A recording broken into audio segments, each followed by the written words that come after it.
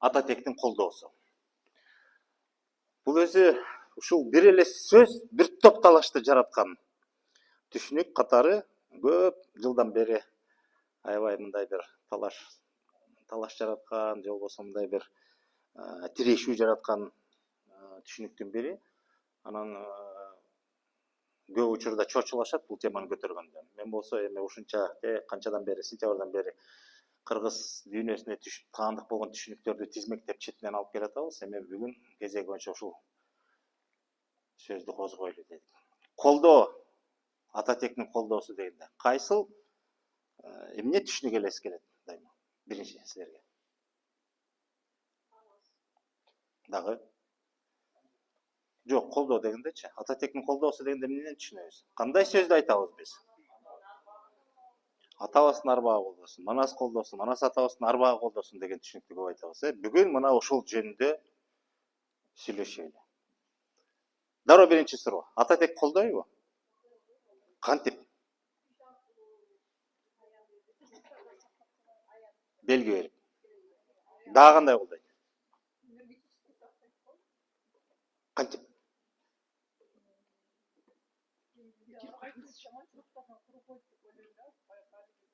Жок, коргойт башка, колдойт. Дагы кандай колдойт? Сыр берет, белги берет. Дагы? Кимди колдойт? Ким айта алат мени колдойт деп?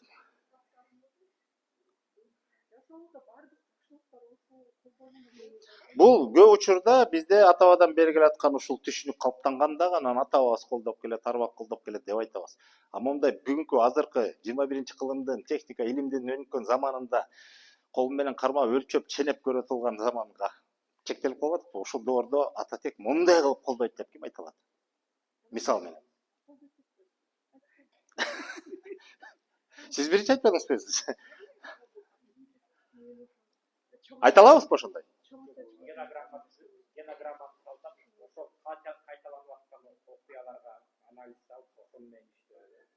Ал тек изилдөө, тек таануу, ал бир аз башкачараак.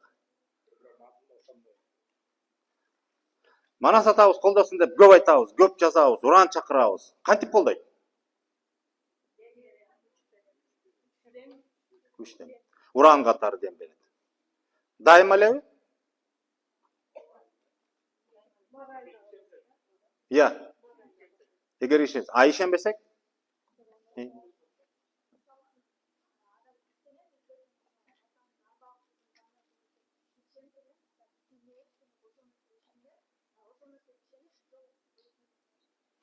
Ишенимдин күчү менен. Ишеним жок болсочу колдобойбу?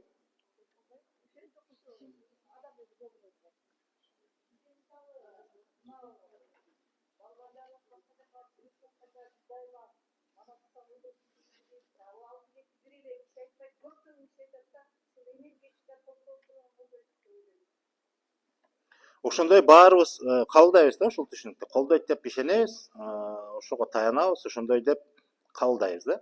Эми келгиле, эми шашпай баштайлы. Биринчи арбак деген эмне?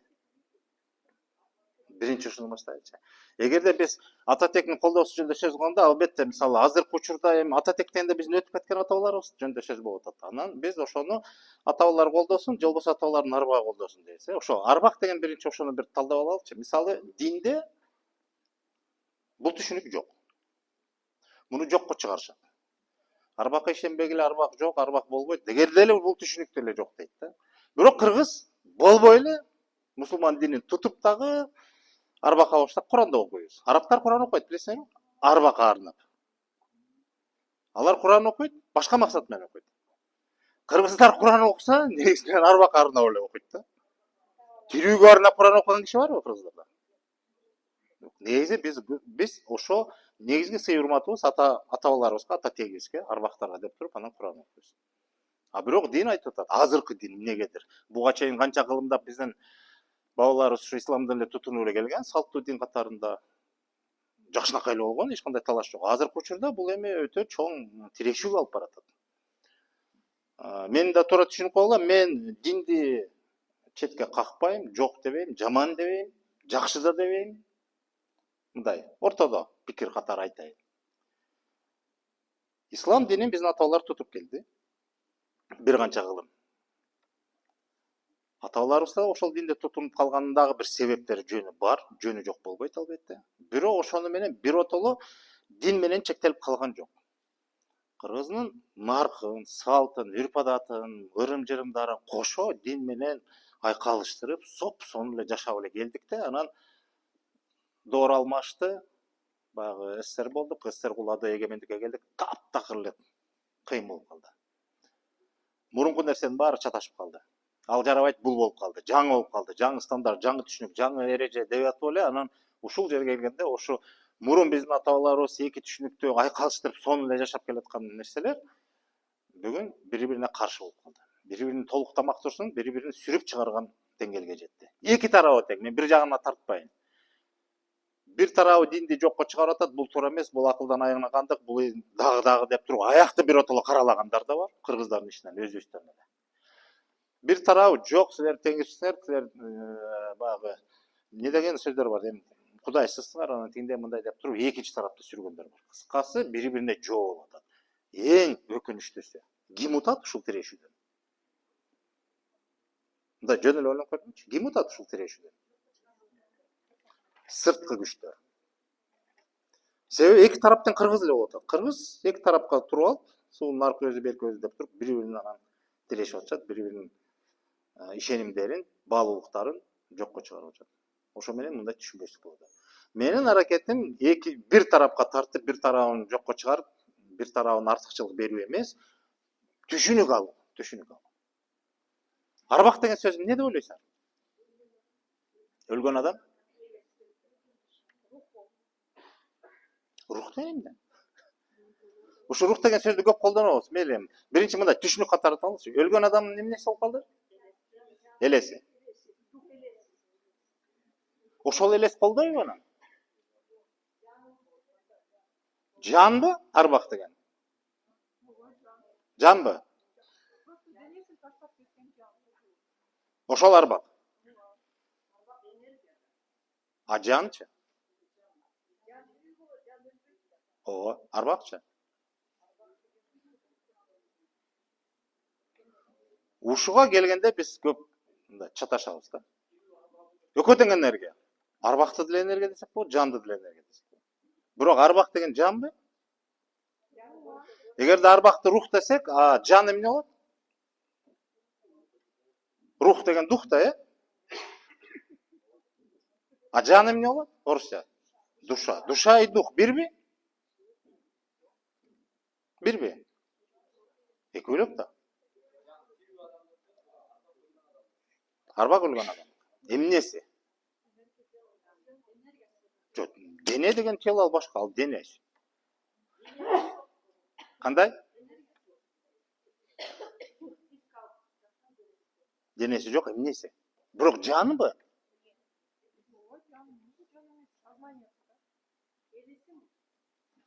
Вот көрдүңөрбү, ушундай биз божомолдойбуз да. Ар ким өзүнүн түшүнүгү менен ченейт дагы, анан ушундан улам анан бир талдап келсек, эки жаат болуп же 3-4кө чейин пикирлер ажырым болуп, анан түшүнбөйбүз да. Кимибиздики туура экенин анан ошондон талаша беребиз. Келгенде биринчи ошо арбак дегенди түшүнүш үчүн биз алыс барбай жөн эле биздин тилибизде колдонулган сөз айкаштарына маани берип көрөлү. Арбак деген эмне экенин.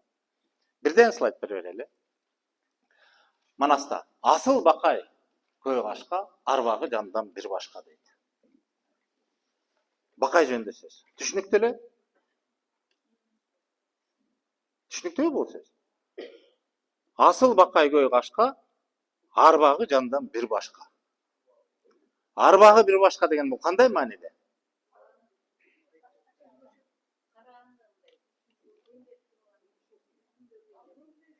Бул тирүүсүндөгү же өтүп кеткенден кийинби? Өтүп кеткендеги сөзбү?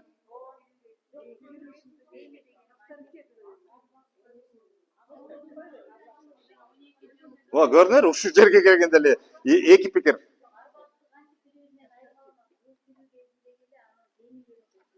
Тирүү кезинде адамдын арбагы болушу мүмкүнбү? Болбойт. Болбойт деп чейип салдык. Болбойт экен. Айтыңызчы.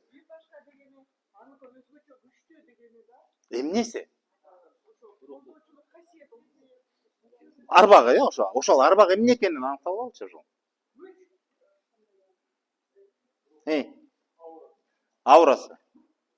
Аура арбак болобу? Так, келгиле. Акырындан жылы берели, шашпай эле Кийинки слайд.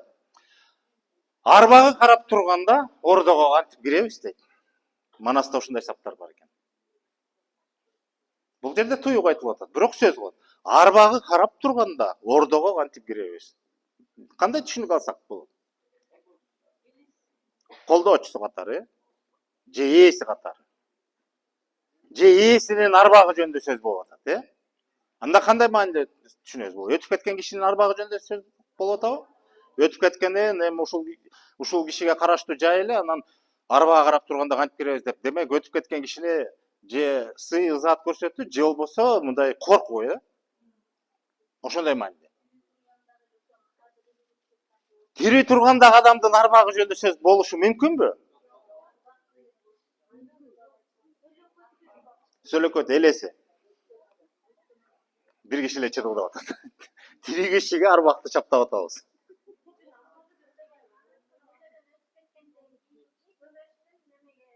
Айтканы. Болушу мүмкүн. А балким андай да эмес. Манас өткөндөн кийин, Манастын ордосуна кол салууга келгенде, Абаке Көбөштүн өзүнүн талдоосу болуп атат.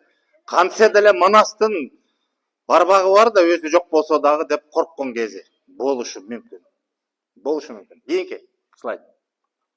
Арба курган деген түшүнүктү билип атабыз, угабыз, Кыргызда мындай бир сөз бар, билесиңерби? Кудай урган оңолот дейт.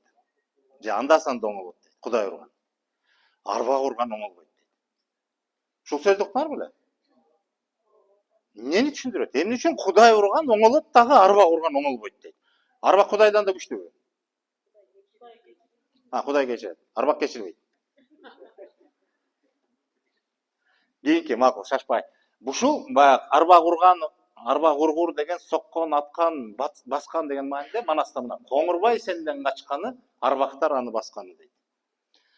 Демек бул баягы жагымсыз иш жасаганда арбактар басты деген сөз, аны сүрдү, же болбосо коркутту, же сүрүп чыгарды, басты, сокту, урду деген мааниде экен да. Эпосто ошентип айтылып атат. Эми жалгыз эле эпостон эмес, фольклордон деле аралаш айталы, бирок негизги казнабыз Манас болгондон кийин Манаста дагы ушул Манастын текстинде караганда ушул арбак деген сөз көп эле кезигет, анан кызык нерсе бар да. Кийинки. Арбактын тышында калуу. Ушундай түшүнүк бар. Эмнени туюнтат деп ойлойсуң? Арбактын тышында калуу. Унутуп? Дагы кандай маани? Арбактын колдоосуна чыкар. Кийинки слайд, Элеман. Бул жерде мына жадырап жаткан элим жок, арбактын калдым тышында дейт. Бул кандай мааниде? Колдоочусун жоготканыбы? Колдоочусу ким болуп атат ошондо? Өтүп кеткен ата-бабалар колдобой койсо, эл жадырабай калат экен да,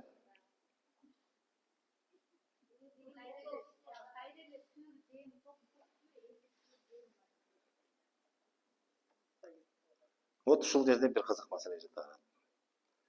Арбак деген сөздү биз өзүбүз жакшы түшүнбөй калыптырбыз, чектеп коюптурбуз чындап эле. Арбак деген өтүп кеткен кишиге таандык болгон түшүнүк бир, ал сөзсүз түрдө, аны баарыбыз билебиз. Бирок андан тышкары дагы бир башка көрүнүштөр бар экен. Кийинки слайд. Арбакка чет болуу. Бул эмне болуш керек? Кошо жандырмадан берсең, Элеман. Слайд. Кагылайын ата эне, арбагыңа чет болдум дейт. Зар болдум. Зар болдум, жетпей калдым деген. Четте калдым деген сөз. Колдоосуна ээ болбой калдым деген мааниде. Бирок дагы деле маселе, бул өтүп кеткен ата энеси жөнүндө сөзбү? Өзү айтып атат, чет болдум деп. Өз ата энесине айтып атат.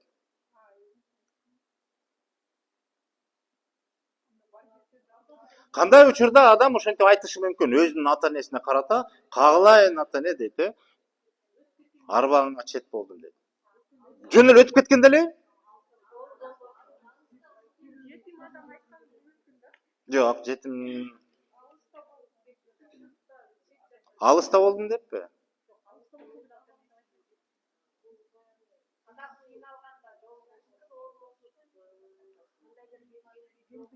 Ошол ата энесинен физикалык эмес, бардык жагынан алыстап, колдоосуна же болбосо мындай бир сүйүүсүнө, мамилесине, мээримине кур калганда. Ошондой мааниде да болушу мүмкүн. Кийинки. Муну кандай түшүнөсүздөр? Азыр биздин мындай орусча айтканда бир сознание деп коебуз го, сындырабыз деп айтып койгончу. Азыр бир топ бир маселе болот да азыр. Менин арбагымдан сенин арбагың күчтүүбү дейт, кем бекен дейт. Же менин арбагым сенин арбагыңдан кем бекен дейт. Бул эмне деген сөз? Кайсы арбак жөнүндө сөз болот? Бул жерде адамга таандык болгон өзүнүн кадыры бар. Анан бул өтүп кеткен кишилер бири менен сүйлөшүп атат деп ойлоп атасыңбы? Бул тирүү адамдын сөзү. Башка бир тирүү адамга карата айтылган сөз. Анан бирок арбагым дегенде эң кызыгы бул сөздөрдү кассаңар, тапсаңар, табасыңар, таба аласыңар. Бирок түшүндүрмө чечмелөөсү да кызык да. Ушуну орусча түшүндүрмөсү которбо сөздүктө. Мындай салыштырып да, менин ата бабамдын теги арбагы ошол маанинде да. Менин ата бабам сенин ата бабамдан кем бекен дегенде маанинде. Бирок ата баба, ата тек бөлөк да. Бул жерде арбак деп. Башка сөз да. Мына ошого келгенде биз бир аз мында карап көрсөк күндө дебейин, бирок мындай колдонулуп эле жүргөн сөз, түшүнүк. Күнүмдүк турмушта деп коелучу. Колдонулуп эле жүрөт, айтып эле жүрөбүз, бирок тереңине жетпей эле мындай маани бербейт экенбиз да. Кийинки. Ак олпоңду бербедиң, арбагымды көрбөдүң дейт. Буга кандай карайсыңар? Арбакты кантип көрүш керек? Арбагымды көрбөдүң дейт. Менин арбагымды көрбөдүң деп бирөө айтып атат. Тирүү киши сүйлөп атат бирөөгө.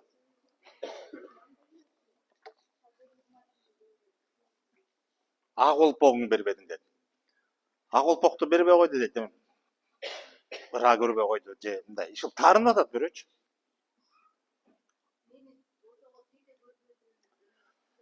Мени баалабадым деген маанинде. Баалабадым. Демек, арбак деген сөз тирүү адамга деле таандык сөз. Буну бүгүнкү кыргыз түшүнбөйт. Илгеркилер ошентип эле жашап келген экен да. Анан кийин эмнегедир себептер көп болушу мүмкүн. Мен так анык айта албайм, бирок акыркы мезгилде биз арбак дегенде өтүп кеткен адамдарга таандык түшүнүк катары гана кабылдап чектеп койдук. Өзүбүз чектеп койдук. Бирок биздин манасыбыз баш болгон акыл казынабызда, сөз казынабызда көптөгөн мына фольклор, макал жана башкаларда ушу арбак деген түшүнүк кенен колдонулат. Болгондо дагы бу дүйнөдө жашап аткан тирүү адамдарга карата колдонулуучу түшүнүк экени анык. Же болбосо ким жазган, каяктан алынган, бул туура эмес деп биз өзүбүз чектесек, анда биз туура эмес иш кылган болобуз. Мына өзүбүздү ушундан таанышыбыз керек да. Өзү таануу дегенде өз жеке өзүбүздү эмес, бүгүнкү муун эмес, ага чейинки улут катары, эл катары, маданият катары түптөлүп калган, калыптанып калган түшүнүктөрдүн, жашоодогу баалуулуктардын, эреже тартиптердин орду кандай экенин биз ошону таануу аракетинде жүрүп атабыз да. Анан ошол арбак деген сөз дагы бул жашоо турмушта мындай мен деле мурда мындай деп ойлочумун. Бир эми өтүп кеткен кишиге таандык болгон түшүнүк экен баягы динде да көп талаш жараткан түшүнүк катары мейли эми ага тереңдебей эле койсо деле болот го. Эми өтүп кеткен киши жөнүндө сый урмат катары эле, элес катары дегендей. Бирок андай эмес экен да. Башкача экен да. Кийинки слайд. Арбагы мына ушуну көргүлө. Арбагы чоң таласта дейт. Таласка. Амандашат уларым дейт. Токтогул айтып атат. Токтогул ырчы бул кийинки берке сатылган. Таласка келип туруп талас эли менен учурашып атканда же жери мененби бул жерде эми анык айтылбайт, бирок таласка салам айтып атат. Арбагы чоң таласка амандашат уларым дейт. Өзүн улар менен салыштырып атат. Арбагы чоң талас деп. Таластын арбагы чоң дегенде кандай түшүнсөк болот? Манаска байланыштырып атабыз, Манастын ордосу бар, жердің қасиеті анан баягы азыркы түшүнүк менен айтканда манастын кичи мекени дегендей сыяктуу кабылдасак болот. Же болбосо берки бир лакап бар го, тарынсаң таласка бар деген. Бул сөздө жашоодо орду бар да. Мисалы эмне үчүн тарынгандар таласка барат? Бүгүн тарынмактан эмне кылсаң да таласка барсаң маселе чечилбейт. Илгери бир убакта маселе чечилip жүргөн да таластанчы. Ооба, сен Айкөл. Эмне тарынчың бар, эмне арманың бар, эмне калыссыздык сага карата болгон ошондой мамиле болсо, ошону тууралап жөнгө салып чечип бере турган манас болгон экен да. Анан тарынсаң ошондой лакап болуп кеткен да, тарынсаң таласка бар дейт. Мына ошол жерден тарынышыңды жаз дагы маселени чеч деген мааниде. Балким ошондон уламбы арбагы чоң таласка деп ошо токтогулда ошондой бир өзгөчө урмат көрсөтүп, ушундай өзүнүн саламдашуусунда ушундай сөздү колдонуп атат. Кийинки бул таптакыр бөлөк нерсе. Ай ааламга ашкере дейт, жемишинин арбагы. Акындардын жемиши жөнүндө же болбосо бир табияттын өзгөчөлүгү, жаратылыштын бир өрөөндүн жаратылыштын өзгөчөлүгү жөнүндө айтып атканда ушинтип уйкаштап сөз айтып кетип атат. Уйкаштап эмес, сөз таап кетип атат. Ай аламга ашкере дейт. Ай аламда жок мындай. Жемишинин арбагы дейт. Ал эмне деген жемиш болду экен? Мен да аябай кызыгып атам, бирок эми ар ким өзүнө ай көрүнөт көзүнө дегендей болушу мүмкүн, бирок көрүнөр бул баягы акындык өнөрдө, поэзияда деп коелучу. Баягы салыштыруулар болушу мүмкүн албетте, адабий норма катары. Бирок ошончо да сөз колдонуп атпайбы? Жемишинин арбагы деп. Муну түшүнүш кыйын. Кийинки арбагы көтөрүлдү дейт. Аброй. Мына ушул сөздөрдү улам талдаган сайынчы арбак деген түшүнүк бир аз кыр-кырынан талданып отуруп, эмне экенин бир аздан болсо бир түшүнүктү бизге ачыктап берип атат, аздан. Арбагы көтөрүлдү деген түшүнүк бар экен. Чечмелейли, элеман слайд. Журттун арбагы көтөрүлүп калса эле болду деп айтылган ойлор бар экен. Фольклордо. Журттун арбагы дейт. Журт деген түшүнүп атасыңар да, бул эми белгилүү бир өрөөндө жашаган эл жалпысынан. Кийинки арбакка коюу. Муну баарыбыз билебиз, Бул кандай мааниде айтылат? Кандай? Каргыш элеби?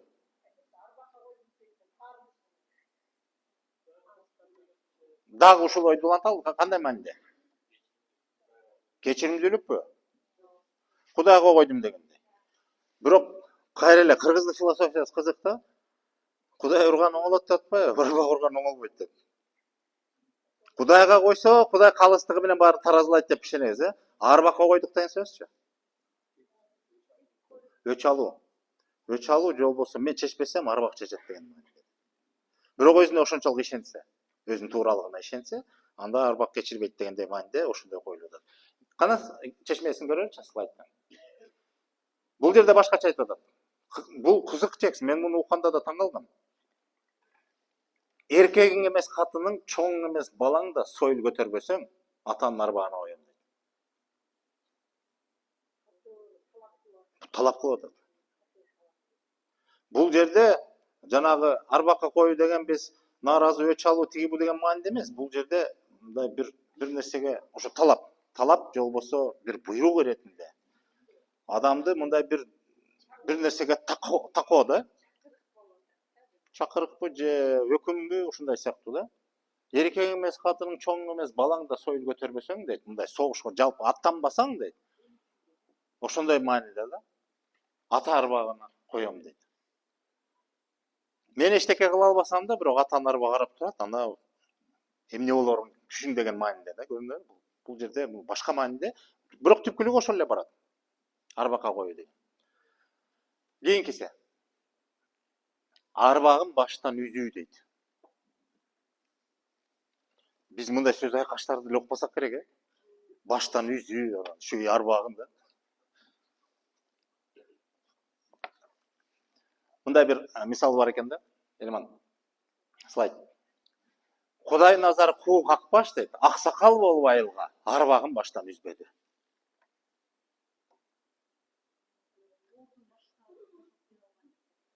Бере алган жок. Дагы Куу какпаш деген түшүнөсүңөрбү? Кандай? Жок, ооба, куу какпаш деген андан тукум уланбай жалгыз бой калды деген сөз. Эми бой эмес, тукум уланбай калды. Какпаш деп ошону айтат да, тукум уланбаган адамды айтат да, ошону менен үзүлөт деген сөз. Өзү үзүлөт, тукум үзүлөт. Бирок аксакал болбайлыгы арбагын баштан үзбөдү. Мына бизде мындай куу какпаш деген сөз мындай бир жаман же болбосо мындай орусча айтканда негатив катарында кабылданып калат да. Куу какпаш десе урушканда, сөккөндө ушундай бир жаман ат катары кабылданып чыгат да. Чындап келгенде бул кыргыздын философиясынан караганда бул балким туурадыр. Себеби эгерде адам уланбаса, тукум берилбесе, маселе бар. Тирүү жан болгон соң тукум уланат. Берилбей атса, куу какпаш боюнча калса, анда бул соо эмес деген түшүнүк да, мындай жалпы түшүнүк. Жөн жерден эмес, бекерден эмес деген да. Ошондой бул мындай жаман катары, жаманат катары кабылданат. Бирок ошентсе дагы эмне болуп атат? Аксакал болбайлыгы дейт. Аксакал деген сөз жөн эле жашы улуу киши, кары киши эмес.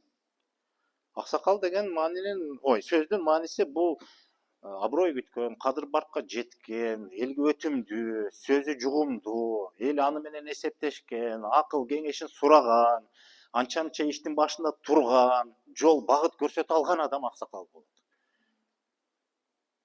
А бирок өзү куу какпаш болсо дагы аксакал болуп арбагын баштан үзбөдү. Арбактуу болду деген сөз да. Арбагын эл сыйлады деген мааниде айтылат. Ушундай сөз укканда биз мына бүгүнкү кыргыз тили, бүгүнкү биз колдонуп аткан кыргыз тили менен адабий тилди карагалачы. Эмне деген түшүнүк. Бүгүнкү биздин тил эмес, бүгүн биз сөз да тааныбай калдык. Кээ бир сөздөрдү да түшүнбөй калып атпайбызбы? Эмне деген биздин тилибиздин байлыгы бар экенин өзүбүз колдо бар балыктын баркына жете албай жүрөбүз. Так, кийинкиси.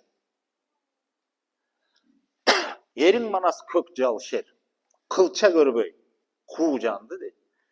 Кыргынга кирген ошол жер дейт. Арбагы оор, аты улук, айкөл манас шер ошол.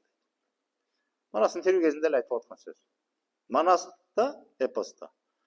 Манастын тирүү кезинде эле Манаска карата айтылган ушундай сөздөр өтө көп.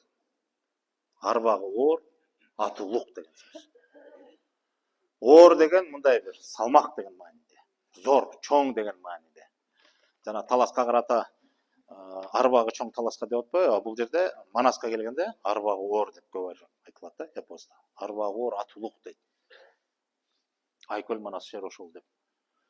Демек бул арбак деген сөзсүз түрдө адам өтүп кеткен адамга тиешелүү түшүнүк эмес, тирүү адамдарга да, адамдан сырткары журтка, элге, жерге да тиешелүү, табиятка да тиешелүү түшүнүк экен.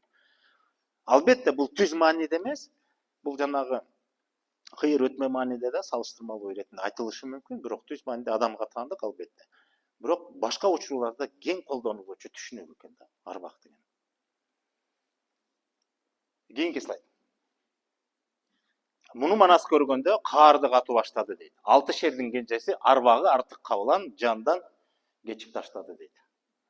Бул деле ошо Манастын өзү сүрөттөп атканда, учурунда Манас тирүү кезинде эле анын бир кайсы бир жагдайга карата болгон сүрөттөмөсү да Манастын. Арбагы артык кабылан дейт.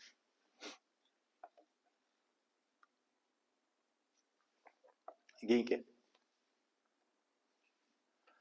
Арбак. Стоп. Эми ушуга келгенде, келгиле эми талдап көрөлүчү. Арбак деген эмне болушу мүмкүн? Ушуга чейинки дагы көп мисал бар, чын.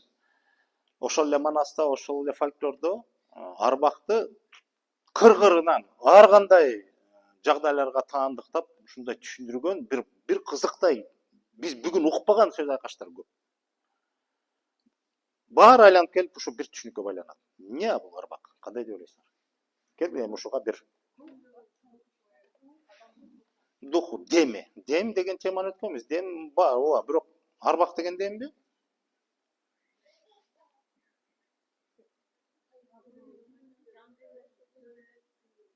Сый, урмат. Дагы сиз эмне дедиңиз? Жан дүйнөсүнө байланыштуу бир нерсе. Дагы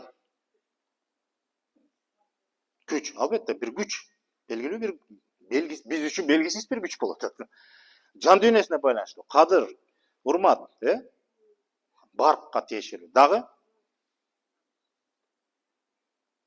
эмне болушу мүмкүн?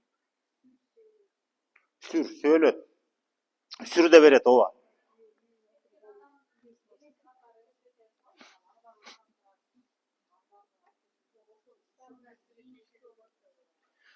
Ошол ушундан улам мындай дагы бир анда суроо.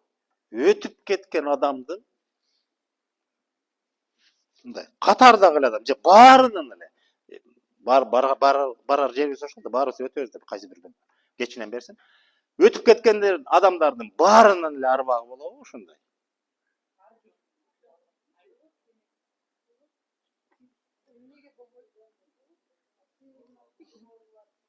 Болбойт, суроо. Ач арбак дегенди уктуңар беле? Бул эмне деген сөз? Терсби?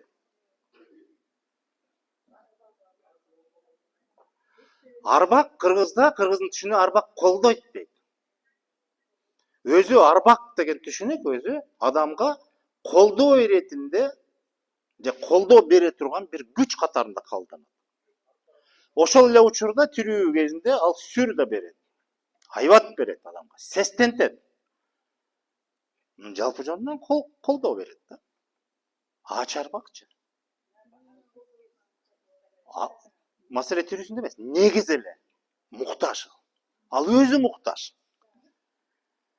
Демек арбак деген жөн эле адам өлгөндөн кийинки болгон түшүнүк эмес. Ушул жерге келгенде динге тиешелүү же динге жакын бир тема козголот албетте. Динде аны башкача түшүнүктөр менен айтат. Бирок ушуга келгенде биздин ата-бабаларда бул жашоодогу көрүнүш бар экенин ушул сөз өзү айгинелеп далилдеп атат. Бул түшүнүк бар болгон. Бизде дин пайда боло электе эле келгенде дин келгенге чейин бизде бул түшүнүк бар болгон. Ошон үчүн биз аны дин менен айкалышты эле сопсон эле айтып колдонуп эле келгенбиз. Ыйман башкачараак го.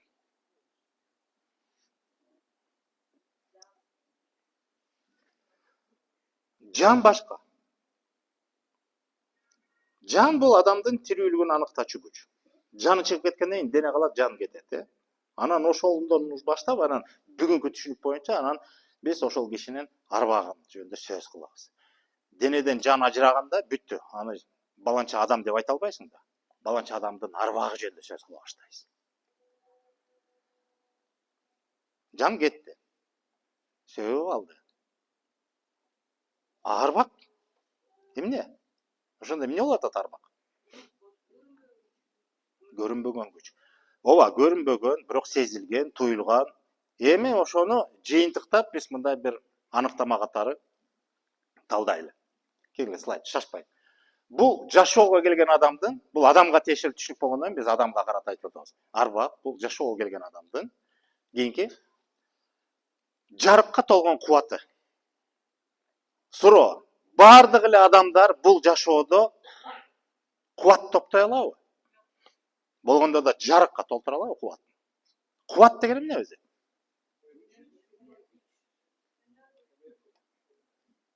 Жок, кубат энергия деген бул биздин жанагы илимдеги түшүнүк, ал башка. Кыргыз күч кубат дейбиз го. Мындай түз маанинде которуп болот. Күч, сила, кубат, энергия, мощь дегендей, андай эмес, башка. Кубат деп эмнени айтат кыргыз? Кубаттуу адам менен күчтүү адам дегенди кандай деп талдайбыз? Я.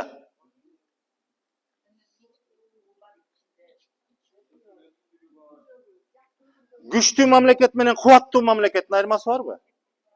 Эмнеде? Кубаттуу. А күчтүүчү? Сөзсүз түрдө физикалык. Акылы күчтүү адам. Билими күчтүү адам. Дегиле күчтүү адам. Анан кубаттуу адам. Айырмасы барбы?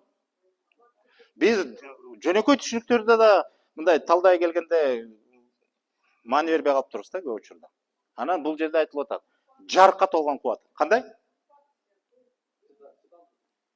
Жок, күч менен кубатты айырмалап билсек, кубат анда жарыкка толгон кубат экенин түшүнөбүз. Күч менен кубаттын айырмасы эмнеде? Дармет деген башка сөз. Иә. Келгем адамдын мисалында талдайчы. Адамдын күчү дегенди эмнени түшүнсөк болот? Күчтөр көп. Кандай?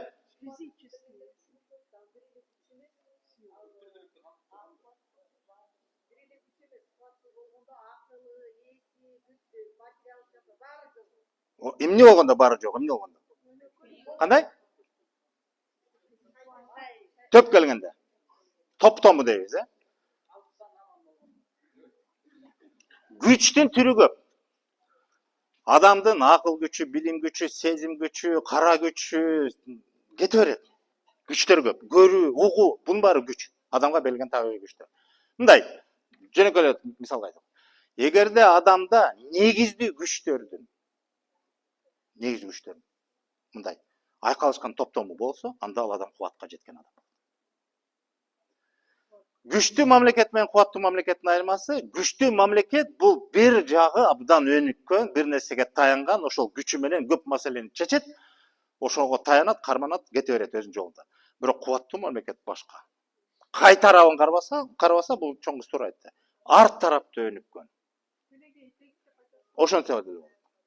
Бирок телегей тегиз деген маселе жок деген мааниде, бул жерде күч жөнүндө сөз айтат, бул толуп, бышып, жетилип, мындай бир башкача бул мындай толгон деген мааниде. Кубат деген сөз арт тараптуу күчтөрдүн төптүгү. Бул жашоого келген адамдын жарыкка толгон кубаты. Адамда көптөгөн күчтөрү бар. Ошол күчтөрү баары жарыкка толсо, жакшыга толсо деген мааниде. Кубатка жетет. Ошо жарыкка толгон кубаты арбактын бир түзүүчүсү. Арбак деген түшүнүк. Кийинкиси. Жашоодон топтогон күчү. Мына ошол кубат өзү келип ошол күчтөрдөн топтолуп отурат. Кийинки. Так, артка берели. Кайра артка берсең. Муну артка. Мына буну биз ушундай түшүнүк катары кабылдасак, арбак деген бул ошондо буга чейинки биз эмне деген мисалдардын баарын ушул жерден чечмелеп, фольклордон, манастан, эпостон бир сөздөр менен бар чечмелеп талдап көрдүк да. Ушуга келгенде чындап эле бул жерде адамдын аброю жатат, сыйы, урматы, сүрү жатат, айбаты да жатат, деңгээли да жатат.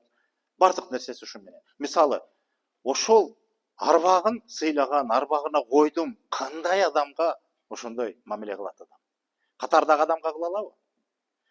Ошон үчүн жанагы суроом ошондой болчу да. Катардагы эле адам бул дүйнөдөн өткөндө эле анын арбагы күчтүү болобу? Же болбосо арбагы ушундай бир колдоого жетеби? Же колдоо берген дарметте болобу арбактын? Баарыныкы болбойт. Эмне үчүн биз Манас атабыз колдосун дейбиз? Манастын арбагы колдосун дейбиз. Манастыкы, ооба, Манастын арбагы мына өзүндө да айтылып атат, тирүү кезинде эле айтылып атат. Андан кийин деле биз Манастын арбагына эми сыйынабыз деп айтсам эми катуу болуп калышы мүмкүн, дин түшүнүгү боюнча. Бирок биз ыйык тутабыз да. Анан Манас дегенде ошол кезде Манастын жаны эмес, Манастын ушул жашоодо топтогон ошол айкөлдүк деп эсептеген ошол бардык жарыгын биз элестетебиз. Анын кеңпейилдигин, анын даанышмандыгын, анын өткүрлүгүн, анын баатырдыгын, эр жүрөктүүлүгүн, айбатын, сүрүн баарын кошуп атпайбызбы? Манас дегенде ошонун баары элеске келип атпайбы? Ошону арбак дегенде ошондой болот. Мисалы, башка адамдын арбагын андай элестетиш мүмкүн эмес, Манастыкындай. Манастын арбагы башкача. Салыштырмалуу айтканда. Ошо жарыктан, демек бул жерде жанагы динге салыштырмалуу айтканда, динде да айтат, адам бул жашоодо жалган жашоо дейт да, чыныгы жашоонун жакты багыттап атпайбы? Анан ушул жерден менин пикирим келишпейт албетте, бирок мен тирешпейм. Менин түшүнүмдө бул жашоо өтө маанилүү. Жашоонун рахатына да батып жашаш керек. Бирок ушул жашоодон сен эмне күч, эмне жарык топтой алсаң, маселе о дүйнө аркы дүйнөдө эмес, маселе сен аркаңдан кала турган изиң ошол, сенин арбагың ошол. Сен бул дүйнөдөн өтүп кеткенден кийин сен жөнүндө сөз болсо, сен арбагыңды сыйласа, же сен демек, эгерде сен арбагыңды сыйласа, демек сен бул жашоодо чоң аброй топтогонсуң. Чоң жарыкка жеткенсиң. Үлгү болгонсуң, же өрнөк жараткансың. Же бир чоң кубатка жеткенсиң. Сени көрүп башкалар шыктанган. Сени көрүп үлгү туткан деген мааниде да. Мына ошондо арбак жөнүндө ошондой сөз айтылат, ошондой мамиле жасалат. А жөнүндө бул жарыкка келдиң, иштиң, жедиң, тойдуң, кеттиң бул өмүрдөн. Эл менен иши жок, кишиң менен ишиң жок. Андайлар да болот, билесиңерби? Өттү кетти. Ал кишинин арбагы кимде болбойт? Деги эле ал кишинин арбагына кайрыла турган бир зарылдык болобу коомчулукта? Логиканы негизде түшүнүп атасыздарбы? Кимге кайрылабыз? Кимге муктаж болот? Кандай арбакка муктаж болот? Бул жашоодон чоң жарык топтогон адамдарга муктаж болобуз. Ал бизге бардык жагынан үлгү болот. Ой, жашоодо могул өткөн, мондай адамдар өткөн, мен эмне болуптур деген ойго келебиз кээде, билесиңерби? Бир кыйынчылык келгенде, ой, мындан да кыйын кезеңде деле элдер жашады го, эмне болуп атабыз деп өзүбүздү чыйра алабыз. Бирөөнү мисалга келтиребиз, өтүп кеткендерди. Мына ошондо алардын арбагы бизге сабак берүүчү нерсе. Мына ошонун өзү бизди колдойт деген мындай каймана мааниде ошону да талдасак болот. Келгиле, ушуну талдайлы дагы майдалап. Кийинки слайд. Жарыкка толгон кубаты бул, мен айтып бердим, эми дагы чечмелели. Слайд. Адамдын ниетинин, пейилинин жана кылган кызматынын тазалыгы. Албетте ошо жарыкты кандай топтойт? Адам жанагы бул жерде чоң устур айтты, жан дүйнөгө байланыштуу нерсе бул жерде. Адамдын жан дүйнөсү бул керемет дүйнө да, мындай кандай, бул өзүнчө бир чоң дүйнө. Сөз өзү айтып атат, жан дүйнө деп коебуз. Мындай сөздө көп айтып жүрөбүз, а бирок сөзгө маани берсек, дүйнө деген өзүнчө бул чоң түшүнүк. Адамдын жан дүйнөсү дегенди элестеткиле, эмне бар аякта, эмне жок, аны биз билбейбиз. Балким туябыз, бирок дааналап талдаш кыйын да. Аны ошол жан дүйнөсүндө болгон байлык, ошол жан дүйнөсү жарыкка кандай толот? Бул адамдын ниетине, пейилине жараша. Адам кызмат кылуусу. Кызмат кылуу деген, кызмат деген түшүнүктү талдаганбыз, да кайталанса ашыктык болбойтур. Кыргыздын түшүнүгүндө кызмат деген өзү түшүнүк катары сөз. Бүгүнкү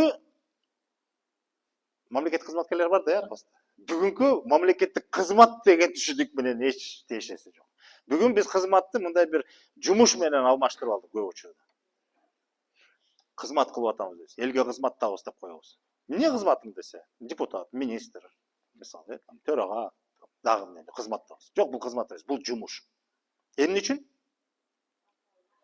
Себеби биз жасап аткан ишибиздин акысын алып атабыз. Бул жумуш. Белгилүү бир өлчөмдө ишти жылдырып, аткарып, ошонун акысын алып атабыз. Өзүбүздүн кызыкчылыгыбызда пайдаланып атабыз акысын. Кызмат деген адам арнайт. Акысына эчтеке талап кылбайт. Адам өзүнөн арнайт. Кыргыздын түшүнүгүндө элге кызмат. Деги эле кызмат өзү ошондой эле. Анан бирок баса белгилеп элге кызмат кыл деген сөз, же элдин уулу бол деген сөз, элге кызмат кыл деген сөз. Кызмат кыл. А кандай адам кызмат кылат? Элге кызмат кылуу деген түшүнүк, демек сен элден эч нерсе талап кылбай, акысын сурабай, анан мен кылдым эле деп доомат кылбай, элиңе арна, күчүңдү, акылыңды, тажрыйбаңды баарын арна. Ошону бер деген сөз да. Өткөнкү лекция эсиңерде, алуу берүү. Кыргыздын жалпы түшүнүгү ошол. Биз берип жашайбыз. Кызмат кылуу деген бул берүү. Адамдын ичинде бар нерсесин, байлыгын элге арноо. А элге жакшылыкка жумшап арналган. Бул эмне? Бул ошол жарык нерсе да. Жан дүйнөгө жарыгы жок адам элине кызмат арнай албайт. Мындай логикалык негизде.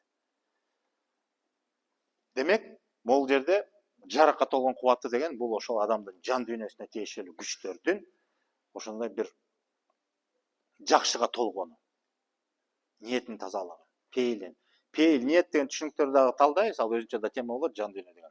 Так, кийинкиси. Топтогон күчү дегенде эми күчтөрдүн биз жана айтпадыкпы, күчтөр деген бул көп күчтөр бар да, мына кээ бир негиздүүлөрүн эле санап өтөлүчү, слайд. Жан дүйнөнүн күчү, жашоо билиминин күчү, чечмелөө жана таануу күчү, сүйүү күчү. Бул жерде ушул нерсеге басым кылып атабыз, бирок буну менен чектелбейт. Ушулар эле деп түшүнбөгүлө. Бул мисал катарында негиздүү күчтөрдү талдап, мындай түшүнүк алыш үчүн эле гана сунуштап атабыз. Мисалы, жашоо билиминин күчү. Кыргыздар өзү, биздин ата-бабалар билимди чексиз экенин билген. Билим чексиз. Билимдин булагы өзү жашоо.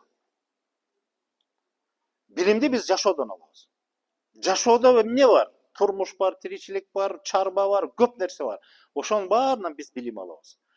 Билим деген кенен түшүнүк. Билим десе бүгүнкү түшүнүк билим бул билим берүү мекемелеринде тизмектелген берилген билим. Ал илим деп биз ошону илим дейбиз. Адамдын акыл эси менен же болбосо кандай деп айтсак, илим бул адамдын акыл эси дейбизби, акылы мененби, адамдын күчү мененби, дарамети менен бир калыпка салынган, тизмектелген билимдер, бул илим болот. Мисалы математика, физика, химия, эмне деген илимдер бар, ошонун баары бул илим. Ал адам жаратат ал илимди.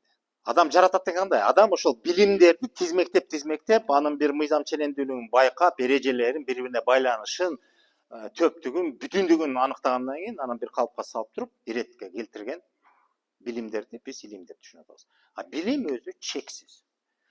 Жашоодо бассаң турсаң, билбеген нерсени адам бир нерсени өздөштүрүп алды, бул дагы билим.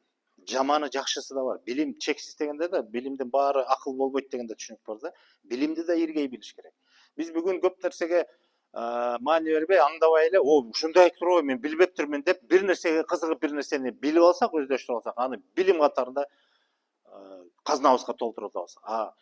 Иргеш керек да. Пайдасы барбы, зыяны барбы? Мисалы, элге зыян келтирчү билимдер болсо, аны андан баш тартыш керек, аны колдонууга албаш керек деген мааниде. Анан жашоо билиминин күчү деген, жашоо өзү ошо билимдерди көп тартуулайт. Адам өзү жашоону тааныган сайын билимге толот. Жашоонун таануу өзү бул билим. Чоң билим. Чечмелөө жана таануу. Бул ошо чечмелөө дегендечи, көп жашоодо көп нерсе көрүнгөнү бир, тереңине сүңгүй келсең, таптакыр же мындай өтө мына көзгө көрүнбөгөн, илинбеген же түшүндүрүүгө мүмкүн болбогон дагы терең билимдер бар. Ошону чечмелеп тааныган сайын адам чоң кубатка жетет. Мисалы, акылмандар, даанышмандар адамды карап туруп эле, бир жагдайды карап туруп эле таанып коет. Ушул турбайбы депчи. Мисалы, билесиздерби, биз жанагы улуттун өзгөсү билгилер деген темада өтпөдүк беле? Билгилик сыпааттын бири бул көрө билүү, анан тааный билүү. Көрө билүү деген сөз байкабаганды байкап көрүп калуу, маани берүү деген сөз. Же болбосо мындан ары эмне болот, андан ары көрө билүү де. Мисалы, бир кыймыл болуп атса, барып мындай болот экен дегендей. А тааный билүү деген адам өмүрүндө биринчи жолу жолуккан адамды бир аз убакытта сүйлөшүп, маектешип, же пикир алышып, суроо жооп алгандан кийин адамга баа берип коет. Бул адам ушундай экен. Тааный билүү. Жөнөкөй адам мындайга келе албайт. Бул чоң тажрыйбасы бар, көп билимге ээ болгон адам гана тааный билүү сыпатына жетет. Жашоосунда тажрыйбасы көп адамдар менен иштешип көргөн, кызматташып көргөн, мамиле куруп көргөн, күйүп, пышкан, алданган, ар кандай болгон, бир чоң достуктун күчү менен ийгиликке да жеткен, чокуга чыккан дегендей. Ошонун баарына баа берип, таанып, ажырата билген, анан каалаган учурда каалаган адамды көрүп туруп, адамды тааный алган адам, мына ошол чоң күчкө ээ болот. Кандай адам? Билги адам. Чоң тажрыйбага ээ, чоң билимге ээ алган. Мына чечмелөө жана таануу деген ошо. Чечмелөө деген көп нерсенин баягы касиет дүйнөсүнө таандык кылып келтирсек, мисалда, чечендер. Чечендик бул чоң касиет, албетте. Бул жерде адамдын акыл дараметине эмес, адамдын жан дүйнөсүнө жакын болгон касиетке тиешелүү болгон түшүнүк. Чечендик касиетчи. Чечендик десе, биз бүгүн чечендик адам кандай адам десек, бул биз мындай ойлонуп атпайбызбы? Сөзү керемет болсо, кыйын сүйлөсө, шурудай тизмектеп сүйлөсө эле чечен дейбиз. Кээде чечен сүйлөбөй туруп эле чечендик кылат. Сөздүн түйүнүн чечкен адам да чечен. Бирөөнүн сөзүн тыңдап туруп маселени чечет. Же адамдын түйүнүн, же чечмелейт дегенде. Эки адамдын сөзүн угуп атып эле эмне экенин түшүнүп коет. Мына чечендик деген ошол. Бирок бул касиет менен берилет. Жанагы көрөгөч, көсем адамдар. Булар билимдин күчү, акылдын күчү менен ошондой дараметке жетет да, алар чечмелейт. Тааныйт эмне экенин. Мына ушундай нерселерге жеткен. Анан сүйүү күчү деп атпайбызбы? Сүйүү бул чоң түшүнүк. Сүйүү менен махабатты ажырата билиш керек. Дароо айтып коеюн жаштарга өзгөчө. Сүйүү менен махабаттын айырмасын билебизби? Эмнеде?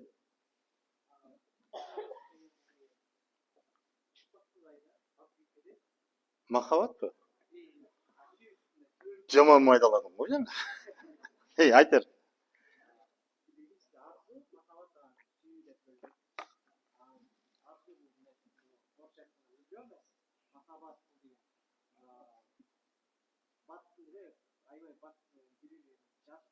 Махаббаттын өмүрү кыска ғой ошондо.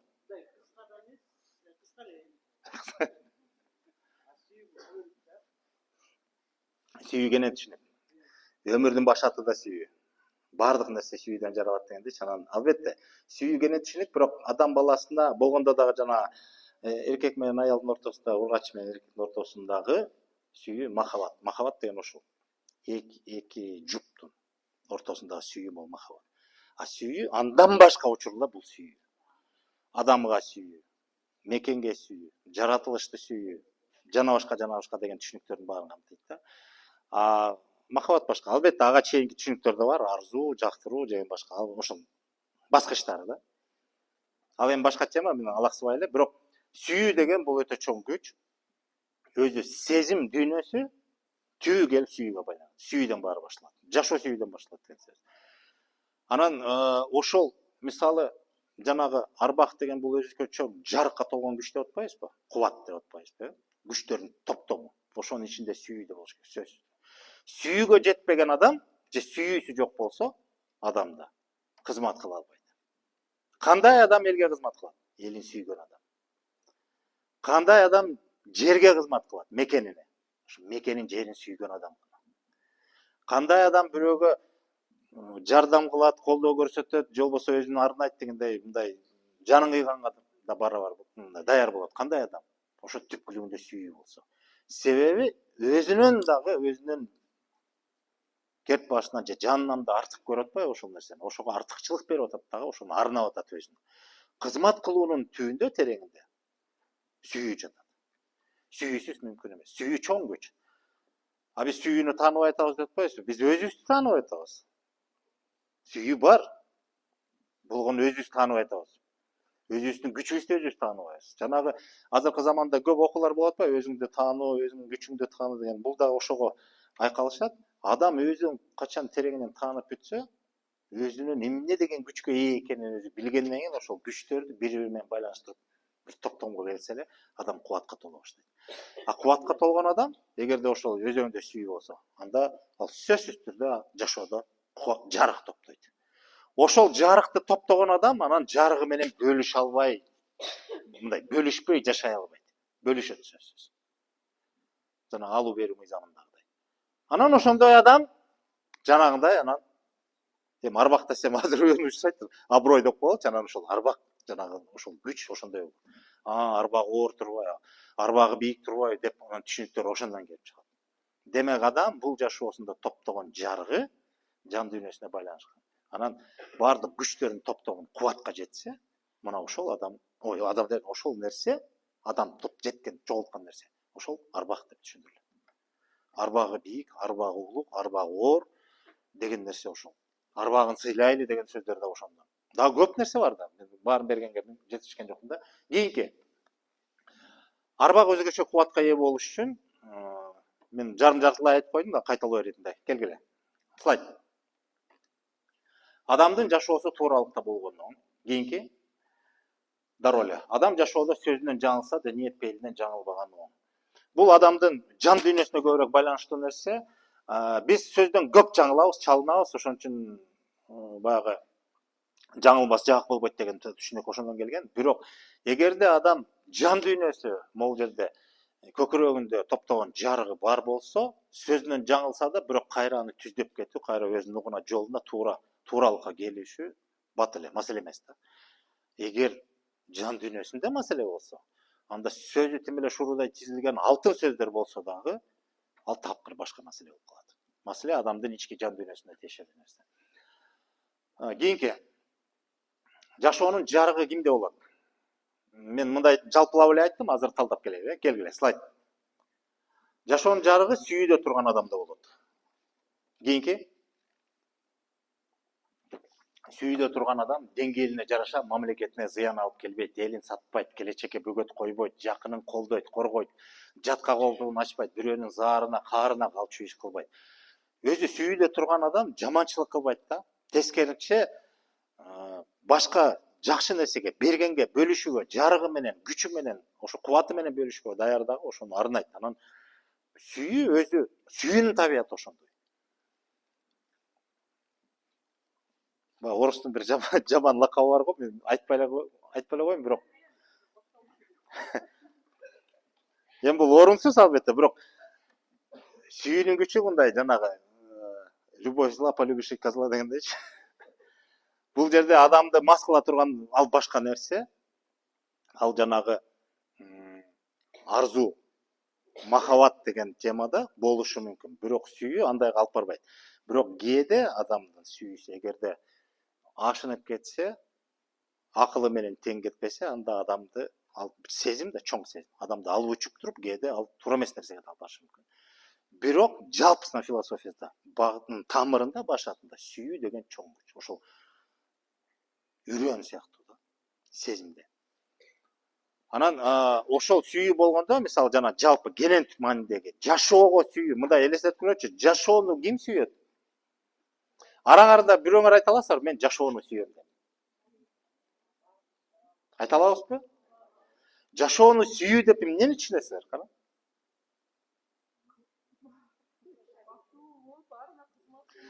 Жашоону сүйүү деген адам өзү менен чектейт. Мага жашоо деген кенен. Кумурсканы тебелебе, чымынды өлтүрбө, сени чагып аткан чиркейди да өлтүрбө. Өлтүрдүңбү, сен жашоону сүйбөйсүң. Жашоо да бул да. Абаны булгаба, сууну булгаба, таштанды тыштаба, табиятка зыян келтирбе. Бул жашоо. Жашоону сүйүү деген бул өтө чоң күч. Мындайга чандаган адамга жетет, чындап келгенде. Эгерде ошондойго жетсе, мыктысыңар, сонун. Жашоону сүйгөн адамдар көп болсо, жашоо оң болот, жалпысынан. Бизде азыр тилекке каршы жашообуз. Мен кайсы бир лекцияда айтып элем, бүгүнкү башка элде айтпай элем, бүгүнкү кыргыздар, биз өзүбүз айталычы. Биз бүгүн жашоо менен жашабай элебиз. Биз турмуш менен алектенип атабыз. Бизге турмуш маанилүү болуп калды. Жашоо менен ишибиз жок. Ошон үчүн экология жакта катастрофа болуп атат. Дүйнөлүк деңгээлде айтпай эле коелу, кыргыз тилине алып карап көрөлүчү. Алыс барбай эле. Жайыттарыбыз эмне болуп атат? Токой чарбабыз эмне болуп атат? Мал чарбабыз кантип экен? Кай тарапты карбасаң, баягы Мамайдын көрү да. Ошол эмнеден келди? Ал ошол биз жашоого маани бербеген үчүн. Биз турмуш менен алектенип атабыз. А бүгүн биз өзүбүздүн турмушубузду жашоо деп түшүнүп атабыз. Жашоону сүйүү деген бул турмуш менен чектелбейт. Бул бүтүн жашоонун баарын камтыш керек. Жашоодо эмне бар болсо ошо. Жада калса эртең менен чыксаң, күн чакый ысытып, күйгүзүп атса, наалый ысыйт. Карасаң, чакчайып 40 градус эзип атат. Качан салкын болот деп, табиятка жаман сезимибизди арнап атабызбы? Жашоону сүйбөй элебиз. Жада калса ошол чөлдө сызгырып куйкалап адамды жашоого мүмкүнчүлүк бербей атса да, бирок бул жашоо да.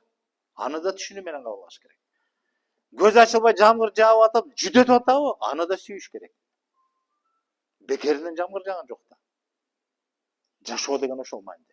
Сүйүү бул өтө чоң. Эгер ошол сүйүүгө жеткен адам болсо, мындай кенен мааниде, жашоону сүйүп алган адам болсо, анда жашоосу керемет болот. Ишенип койгула. Бирок ага жетиш кыйын. Мына могул жерде ошонун бир кырын айтып атат да. Мекенге, элге карата сүйүүсү күч болгон адам элине, мекенине эч качан зыян, жаман иштерди кыла албайт. Бербейт ал сүйүү. Тескерисинче мекенине ал камкор болот. Ошо сүйүү сезим ошого жетелетет, ошол жакшы нерселерге. Ал себеби эмне? Ошол ичиндеги ошол сүйүүнүн жарыгы. Кийинки слайд. Мамлекеттин сатканда, мында жана жаман адамдар жөнүндө мисал айтып коелучу. Саткын жана тиги зыян келтирген адамдар. Сатканда адам көп адамдын жандын заарына, каарына калат. Ошол жаман нерсеге кабылганда ал адам өзү учурунда түшүнбөсө да, бирок ал нерсе адамдын жан дүйнөсүн, жарыгын өчүрөт. Эгер бар болсо дагы. Эгер ошондой чоң жаман ишке барса, адам аз да болсо топтогон жарыгын ошол өчүрөт. Себеби адамдын заары, наалаты, каргышы деген нерсе ошол жарыкты өчүрөт. Кийинкиси. Адамдын жан дүйнө байлыгы, жан дүйнө тазалыгы адамга туура эмес ишти жасаттырбайт. Эгер ошол тазалыгы, жарыгы көп болсо туура эмес ишке бардырбайт. Бирок маселе муну өлчөй албайсыз да цифра менен. Мындай болжолду айтып атам. Адамда бир өңчөй болбойт. Жалаң жарык бир карасы жок болбойт. Адамдын жаман жакшысы тең жүрөт. Тең деп коебузга эми бар деген сөз да. Бирок ошентсе дагы биз жарыкты топтогонго аракет кылсак, ошол жарыгыбыздын күчү биздин жаман нерсебизди басып турат да, аны өрчүтпөгөнгө аракет кылат. Болбосо адам табиятынан жаман кыялга ээ болушу мүмкүн, жаман бир нерсеси сапаты болушу мүмкүн, же мүнөзүндө бир жаман нерсеси болушу мүмкүн. Бирок жарык топтоп атып, бул баягы улуттук мүнөз деген темага кайрылып атам да. Жарыкты топтоп отуруп, адамдын калыптанган ата тегинен бери жаткан жаман мүнөзүн дагы ал кысып кармап турат. Ошол зыянын чыгарбайт. Ошол жарык аны мындай тескейт, же болбосо жөнгө салып турат. Жарык чоң күчкө. Ошол адам, ал жарыкты адам өзү топтойт жашоосунда. Ошентип топтоп отуруп адам мүнөзүн өзгөртпөйт, бирок башкара алат. Же болбосо башка кыялга ээ болот, башка сапаттарга ээ болот. Ошол сапаттын күчү менен мүнөзүнүн жаман жерин чектеп жөнгө сала алат. Так, кийинкиси. Арбактын күчү эмнеде? Эми арбак жөнүндө кенен эле айттык болуш керек. Кеттик. Кийинки слайд. Арбактын күчү сүйүүдө, арбактын күчү көрө билгенде. Муну жантан бери ушуну эле айтып атам, болгону эле бул жерде сөз менен бышыктап койдук. Кийинки слайд. Бул жанагы нерсени. Жарыкка толгон кубаты, анан топтогон күчү деген. Ушунун баарында мына сүйүү, башатында баардык тамырында сүйүү турат. Анан ошонун баары күчтөрдүн топтомун келип кубатты берет. Ошол мисалы жарыкты кантип топтойбуз дегенде, ушул формуласы дейбизби, мындай жалпысынан көрүнүшү. Кийинки слайд. Эми ата-бабанын арбагы жөнүндө сөз кылалы. Бул ата-бабанын арбагы дегенде биз айтабызбы, ата-бабанын арбагы колдосун, ата-бабанын арбагы урат дейт, ата-бабанын. Мындай кандай мааниде болбосун, биз ата-бабанын арбагы дегенде биз эмнени эле салабыз? Ата-бабаларыбыздын бул жашоого келгенде өз учурунда кылган кызматы, иши, мээнети, анан алардын ушул жашоого арнап кеткен иштеринин, ошол иштин бир тарапта алып турса, бир тарапта өзүбүздү көрөбүз да, анан өзүбүздү ошого салыштырабыз. Салмагын, ошондой кылалы, салыштырмалы. Мисалы биз ата-бабанын арбагы дегенде биз жөнөкөй бүт эле бизге чейин өтүп кеткендердин баарын эмес, ошонун ичинен биз кимдерге мындай маани беребиз? Элге кызмат кылган баатырлар, эл башчылар, көсөмдөр, акылман, даанышмандар, ошолорду эле эстетебиз да. Себеби мына ошол кишилердин, ошол ата тегибиздин топтогон жарыктар ошолор да. Мына ошолорду эле салабыз да. Анан алардын арбагы же колдойт, же болбосо урат дегенде ошолордун кылган эмгек мээнети, анан биз эгер ошого татыбасак, ал бизди урат. Татыбай калдык да. А эгер биз бир нерсеге муктаж болсок, ошого жете албай атсак, анда биз колдоо күтөбүз. Колдоо күткөндө кандай болот? Ошол кайсы заманда, кандай учурда, мезгилде, азыр кайсы санжарадан кайсы мисалды айтпагыла, бир кыргыздардын бир баатырларын эрдигин элестете алсак, ошол учурда ушундай болгон. Бүгүнкү заман кыйла жеңил. Мүмкүнчүлүктөр көп. Куралдардын түрү көп. Дагы эмне артыкчылыктар бар? Бүгүн ошондой эрдик жасай албайт. Эмнегедир. Анан ошону келгенде салыштырганда, илгеркилер ошентип кырчылдашып жоого аттанып атса 15 жашында, биз эмне болуп турбуз 40ка толгон жигиттер? Турабыз буякта. Сөз айта албай дегенде өзүңдү мындай сайгылайсың да. Өзүңдү бир тартипке келтире баштайсың. Же өзүңдү бир жаман жериң болсо тыйганга, же өзүңө дем берип шыктандырасың. Мына колдойт деген кайсы бир ирети ошондо. Анан ата-бабанын арбагы дегенде ошо биз ата-бабанын өздөрүнүн жана топтогон жарыгын элес кылып туруп, ошонун алдында биз ошого татыктуу болуп, ошол жарыкты уласак деген мааниде дагы биз ошону кабылдайбыз. Ошого татыктуу болуп, ошол жарыкты улап кетсек деген. Экинчи мааниси эмес, дагы бир нерсе бар, ошого да көрүңүздөрдү бургум келет. Так, кете берели слайд боюнча. Элеман. Арбак конгон киши деп коебуз. Бул кандай сөз? Кандай деп түшүнөсүң? Арбак конгон киши. Биринчиси. Бул өзүнүн арбагы жөнүндөбү, же кандай? Бул ата-бабанын арбагы конгон киши деген. Демек, ата-бабасынын жарыгы ошол адамга жарык өтүп атат. Кандай мааниде? Жөндөн жөнбү? Жок, адам ошондой жарык топтосо бул жашоодо, ата бабасынын жарыгы менен үндөш болсо, арбак конгон деген маани ошол. Ата бабалардын жолун улап атат деген мааниде. Ошондой чоң жүк көтөрүп, ошондой чоң жарыкты элге бөлүшүп, арнап атат деген мааниде да, арбак конгон деген. Ошондой чоң жүктү көтөрүп атат деген мааниде. Ал жүк ошол эле жарык, элге кызмат кылуусу.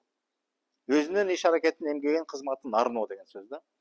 Ата бабаңдын арбагы консун деген ошол мааниде. Бул тилек. Анан арбага колдойт. Албетте, ошол нерсе анан колдойт. Сен көтөргөн жүк ага чейин ушул ата бабаларыбыз, ата тегибиз ошондой жүк көтөрүп эмне кызмат кылса, ошол жарык биз уланып өчпөгөн үчүн бизде ошол түшүнүк бар. Ой, элге кызмат кылыш керек, кой, эл эмне дейт, коят дегендин өзү ошол жарыктын өчпөгөнү. Элес катарында, билим катарында, маалымат катарында бизге жетип, биздин аң сезимибизде орун алган үчүн биз ошол жарыктан кабардарбыз. Ошол жарык бар экен деп түшүнүп атабыз. Анан ошол жарыкты эми улайлы деген сөз. Улай алабызбы? Дым го. Суроо берет, улай алабызбы жарыкты?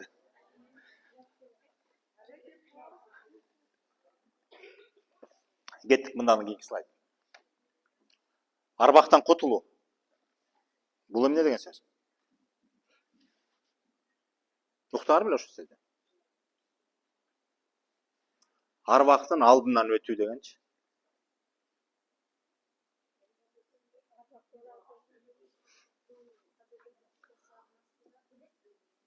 Кандай?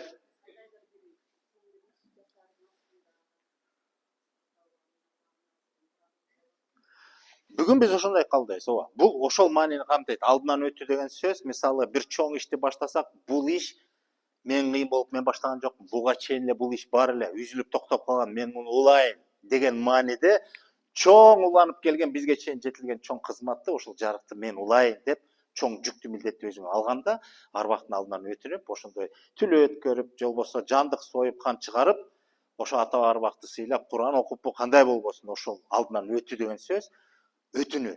Биз ошол жарыкты кабыл алып, ошол жарыкты көтөргөнгө даярмын деген сөз. Ошондой мааниде. А кутулуу деген сөз бул башка мааниде. Бул жанагы жок, мисалы мындай да, ата бабабыздын кылган эмгектери, ошол топтогон жарыгы, кызматы бизге ушул жашоону тартуулады да.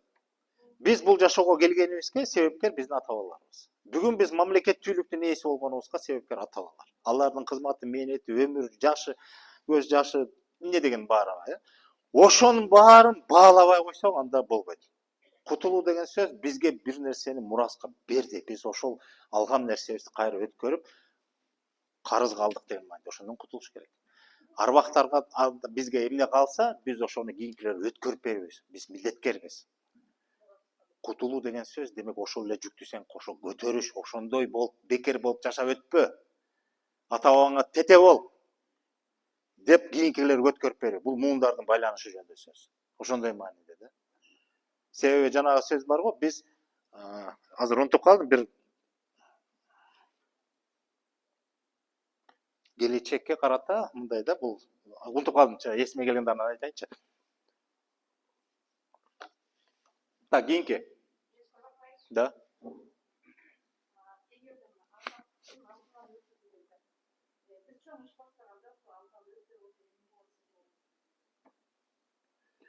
Менимче ошол жарыктын уланышына буга чейинки жарык кошулуп уланып кетишине бул чоң ошол колдоо деген ошол да.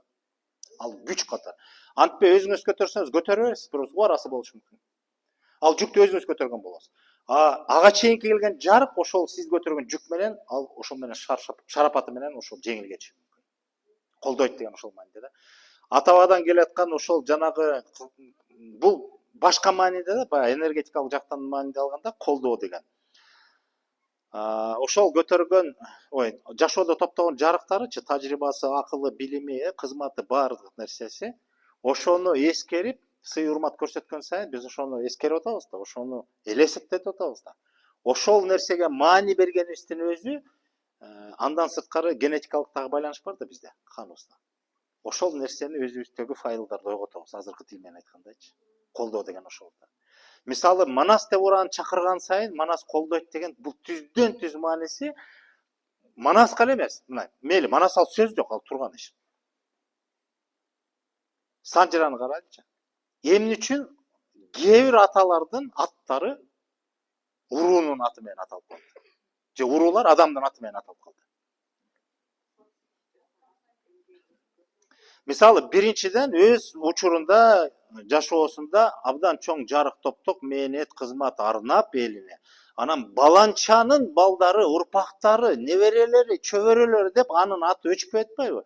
Атынын өчпөгөнү бул ошол жарыгынын күчү да. Чындап татыганда эмгегичи мындай көз жаздым кылып унутууга мүмкүн эмес деген сөз да. Анан ошентип айтып анын урпактар уланып 7 муун канча 10 муундан өтсө деле баягынын балдары деп аталганын өзү ошол жарыктын өчпөгөнү. А бирок мезгилдин өтүшү менен ошол атабасын ысымын улам атаган сайын, уран чакырган сайын ошол жарык улам улана берет, күчтөнө берет. Ал мындай генетикалык жактан да урпактары ошол атабасынын атын атаган сайын өзүнүн генетикасында каны, ДНКсы менен келаткан ошол атабасынын учурундагы чоң касиетин, сапатын өзүнөн жандыра баштайт. Бул уже генетикалык жактан да таасири бар. Кайсыл адамдын жөнөкөй адам эмес, албетте ошого татыган, ошол жарыктын ээси болгон адамды биз уран чакырган сайын ошол адамга таандык болгон күч, тирүү кезинде күч бизге өтөт. Урпактарына. Түздөн түз. Ошол коддор ачылат да. Ошондой мааниде да түшүндүрүлөт. А ушу эмне үчүн биз Манас деп Манастын аты өчпөгөнү ошол эме жөн эле салыштырмалуу. Эмне деген жарык, эмне деген кылым эмес, миңдеген жылдар тартып бүгүнгө чейин ат өчмөк турсун, анын улам дүйнөсүнө тереңдеп сүңгүп, анын касиетине чулганып биз жашап атпайбызбы? Эмне деген жарык экенин ушундан билгиле. Кайсы элде бар экен ушундай? Жөн эле атын атап коюп алып бир. Мисалы жанагы ошол Илияда менен Одиссеядагы ысымдар аталып атат, бирок жандуу болуп, Манастай болуп, ошол учурда момундай деп, аны ар бир учур жагдайга жашоодо ошол Манастан сабак алып чечмелеп атпайбызбы? Ошондой кылып ошол башка элдин чыгармачылыгына ошондой таасир этип атабы? Аны дагы изилдеш керек. Эгер этсе жакшы, а эгер этпесе ал жөн эле чыгармачылык катарында кабылданды. Жөн эле мурас катарында. А биздин Манасыбыз жандуу болуп келатпайбы? Касиет, кут катары келет атта. А ошол башат ошол жарык менен байланыштуу болот. Арбакты аттап өтүү, арбакты аттап өтө албай деп жанагы бул жерде фольклордон мисал айтып атат, түшүнүк катар арбакты аттап өтүү. Аттап өтүү деген сөз бул эми кесирлик кылуу деген сөз да. Эске албай калуу деген сөз. Мен андан кыйынмын деген мааниде да. Аны менен эсептешпей коюу деген сөз. Бул өтүп кеткен атабалардын арбагына карата дагы, тирүү адамдын арбагына карата дагы бул ошондой мааниде кабылданат. Аттап өтүү кесирликке жатат да. Кийинкиси. Эми мына арбак жөнүндө айттык. Бул адамдын бул жашоодо топтогон жарыгы жан дүйнөсүнө байланыштуу. Бул адамдын сапатына, касиетине байланыштуу нерсе. Экинчи маселе сөөк. Так, убакыт азыр жетиштүү эле. Өткөндө эрте кеткен сайын эсиңерде, бүгүн кечирээк карап кое берейин силерди. Сөөк деп коет кыргыздар. Адам өткөндөн кийин жаны чыгып кеткендей. Биз дене дебейбиз. Тирүү кезде айтабыз, ден соолук дейт. Дени карды соолук деп калабыз, дене деп эле сүйлөйбүз. Жаны чыкты, бүттү. Эмне болот? Сөөк болуп калат. Эмне үчүн? Эмне үчүн кыргыз сөөк дейт? Жок, маселе жок, жаны чыкты, болду. Сөөк. А этичи? Эти керек жокпу? Жок, сөөгү бар, сөөгү конструкциясы, бирок эмне үчүн сөөгкө маани берет? Башка элдерде салыштырмалуу, билбейм, балки мен жаңылып атам, башка элдерде башка сөз менен айтат. Мисалы орустар труп деп коет, же тело деп коет. Дене дегенде. А биз сөөк, кости деп эч ким айтпайт болуш керек, башка элдерде.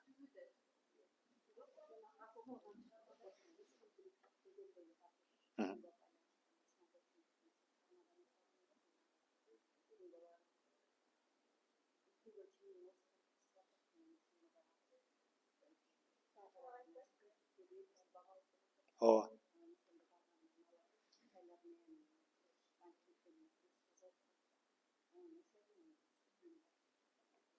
Эмне үчүн? Маселе ошондо. Кыргыздар сөөктү кастарлайт. Түз мааниде, түз мааниде сөөктү кастарлайт.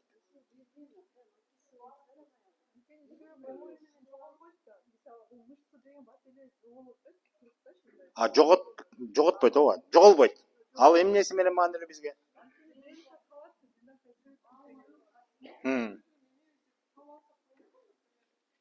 Табаш үчүн элеби?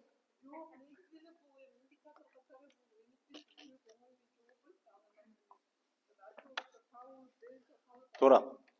Негизинен туура, баарыбызда эле түшүнүк бар, бирдей эле, ошондой эле. Мен болгону ошону толуктап эле коеюн. Силердин айткан мисалыңар, силер окуган чыгармадагы ооба, бул кыргыздын кадимкидей мындай жашоодо орду бар түшүнүк. Кыргыздар сөөк кастарлайт, сөөктү.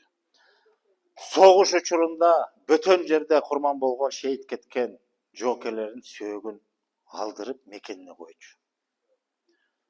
Бул талап болчу, мыйзам болчу. Мындай сөөк алып калыптыр деген өтө чоң сөзгө калчу нерсе болчу. Сөөктү таштабайт деген да ошол да. Анан ошон үчүн адам өтүп кетсе бул жашоодон, жолдо, жакта, четте, сыртта жүрсө, сөзсүз мекенине сөөгүн алдырат. Анан сөөгүн мекенине коет. Мында да бир чоң касиет бар да. Кийинки слайд. Сөөк коюу, сөөк узатуу мисалы. Эми бул баягы ошондон улам айтып атам да, сөөктү биз жана сөөк коюу, сөөк узатуу деп атпайбызбы? Адам өлгөндөн кийин жан чыгып кеткенден биз бүттү сөөк деп эле коебуз. Бизде адам өтүп кеткенден кийин жаны кетти, арбак ал өзүнчө түшүнүп калды, анын жашоодо топтогон аброю, жарыгы, топ баары ал өзүнчө. Андан сырткары бизге сөөгү маанилүү. Сөөк бул уже материалдык дүйнөсү. Бул өзгөчө кыргызга маанилүү сөөк. Ошон үчүн биз сөөк коюу, сөөк узатуу, сөөктү жуу деп айтабыз, ошондой. Эмне үчүн маанилүү экени, мисалы, жок, азыр улам келебиз, кийинки слайд берчи. Көкөтөйдүн кереси сөзү Манаста. Манаста көп нерсе бар да. Менин көзүм өткөндө кылыч менен кырдыргын дейт. Муну элестетпегиле, бирок угуп койгула. Кымыз менен жуудургун журтум. Чарайна менен чаптатып, булгаары менен каптатып, ак казаным жаздантып, кыбыланы баштантып, жаткыргыла журтум дейт. Кийинки слайд.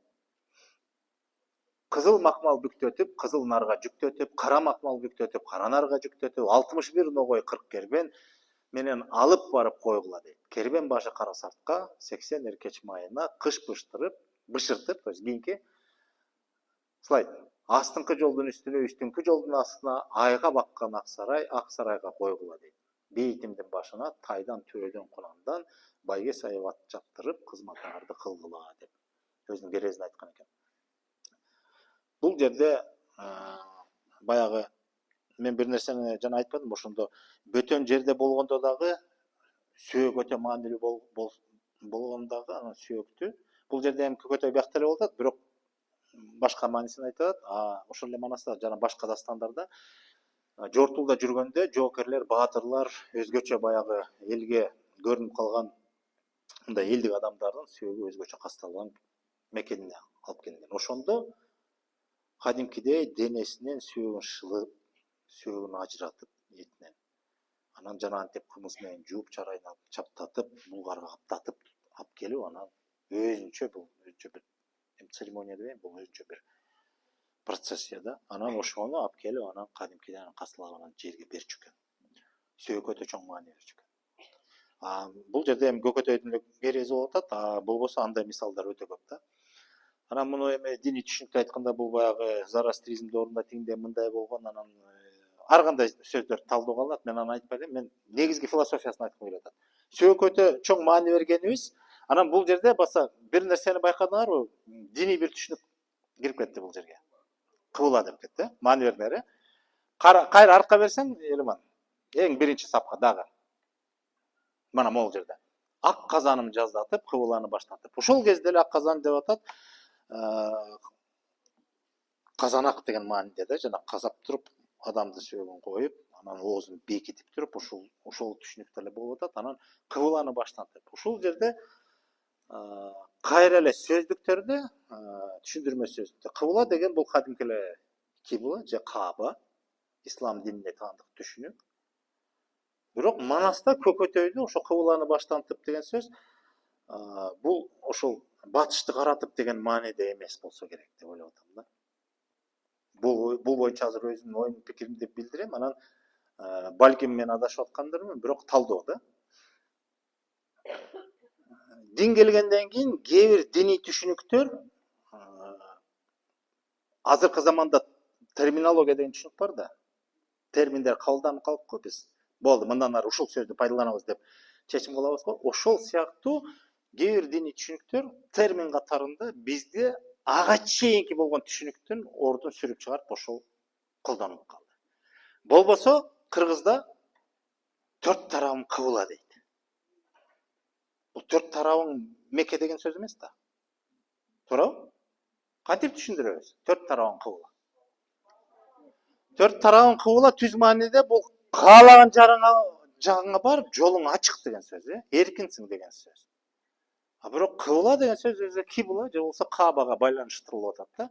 Демек бул термин катары түшүнүк ага чейинки белгилүү бир түшүнүктөрдү сүрүп чыгарган да. Бул эми мезгилинде түшүп укмуш да. Ислам бизге бир 15-кылымдан бери эсептегенде деле 5-6 кылымда бир топ мезгил өттү да, 500-600 жылда. Слайдты берсең кийинки элемент. Эми бул сөздү бүткөндөн кийин эми кийин бере бер. Мына төрт тарабың кыбыла дейт. Дагы кийинкиси. Кыбыла жылдыз деген сөз түшүнүк бар экен. Кыбыла жылдыз деген эмне деген жылдыз, ким билет?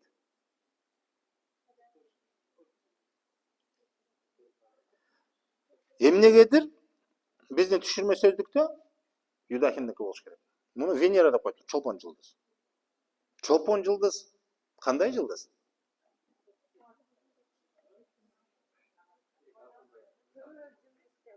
Кандай? Чолпондубу? Негиз жок, кайсы жылдызды? Чолпондубу? Мүмкүн. Бирок бул жерде кыбыла жылдыз деп чолпонду Венераны жазып коюптур. Мисалы мен астрономиялык кубулуштан улам же түшүнүктөн улам, ага ыйгарбайт элем ал аталышты. Себеби чолпон жылдыз кандай жылдыз? Бизге, биздин баамыбызда. Эң эрте жанып турган, бизге эң жакын, эң жарык деп атабыз, бирок ал деле жылдыз катары, калган жылдыздар катары туруксуз. Чыгып, батып, бир жерден, балким бир жерден деле келип чыгып атат, бирок бул айланып турат. Ага аранда козголбогон жана алтын казык бул мындай ориентир катарында бир ыйыктыгы бар, же болбосо өзүнчө бир калган асмандагы жылдыздардан өзгөчө айырмаланып турган жылдыз алтын казык, же болбосо кут жылдыз дейбиз. Бул жерде кыбыла жылдыз деген сөздү мен ага деле байланган жокмун, жөн эле кыбылага байланыштуу кээ бир түшүнүктөрдү азыр тизмектеп атам да.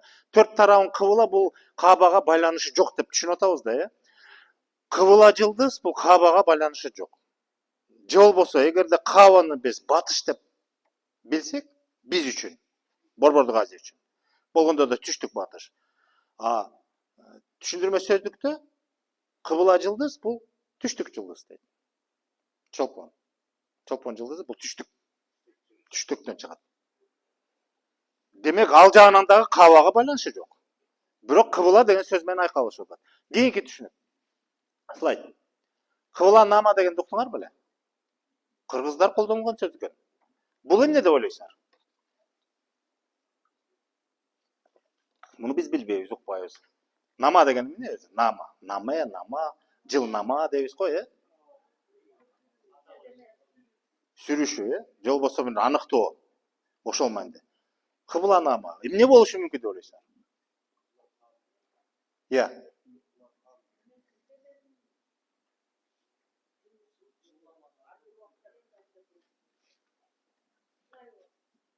Эреже сыяктуу, же бир көрсөткүчү бар, Кийинкиси?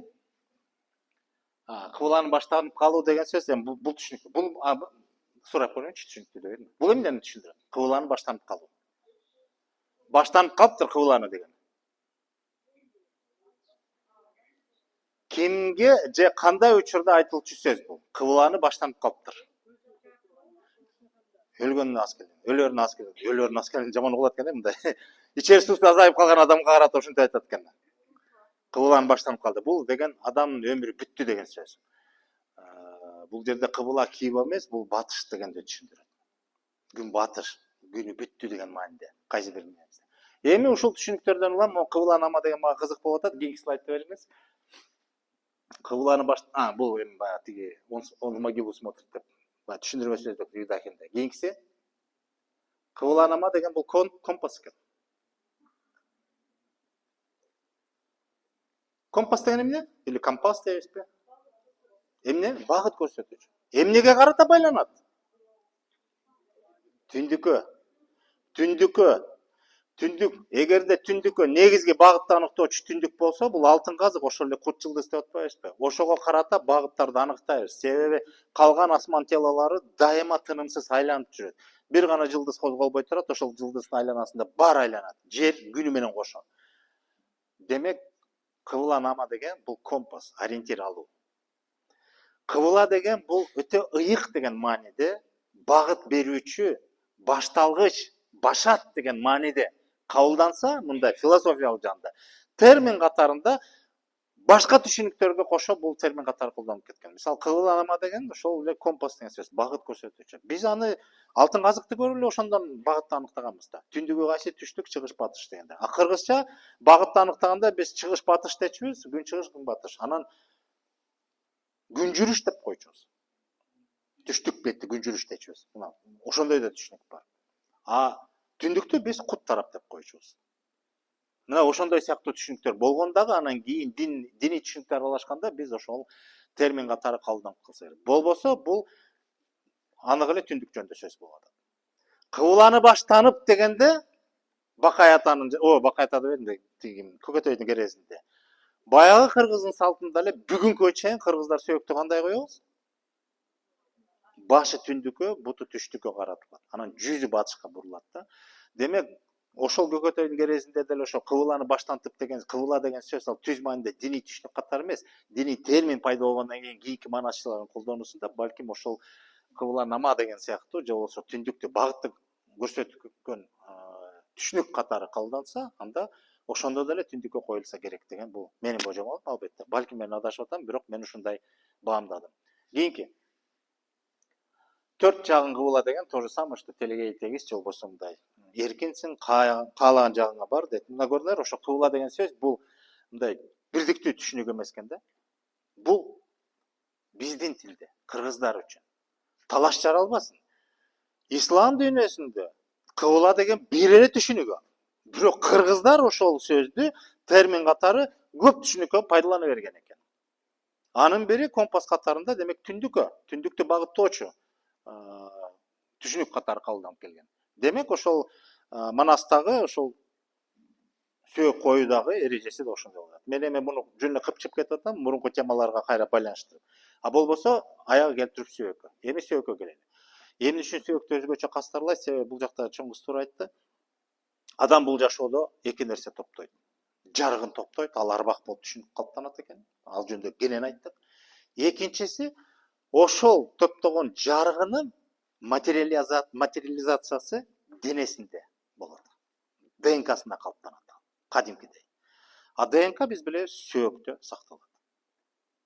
Анан ошол сөөктү бул бүгүн айтып атабыз биз, сиз айткандай аныкташ үчүн. Бул кимдин ата теги болгон үчүн азыр полигенетика ошо менен бир топ ачылыштарды жасап атпайбы? Бизге тиешелүү да Кыргыздын тарыхынын көп мындай жаңы барактар ачылып атат тарыхта, бизге тиешелүү. Илгертен бери эле ушул өрөөн, ушул аймак Борбордук Азия дечи, биздин ата бабаларыбызга таандык экен анык.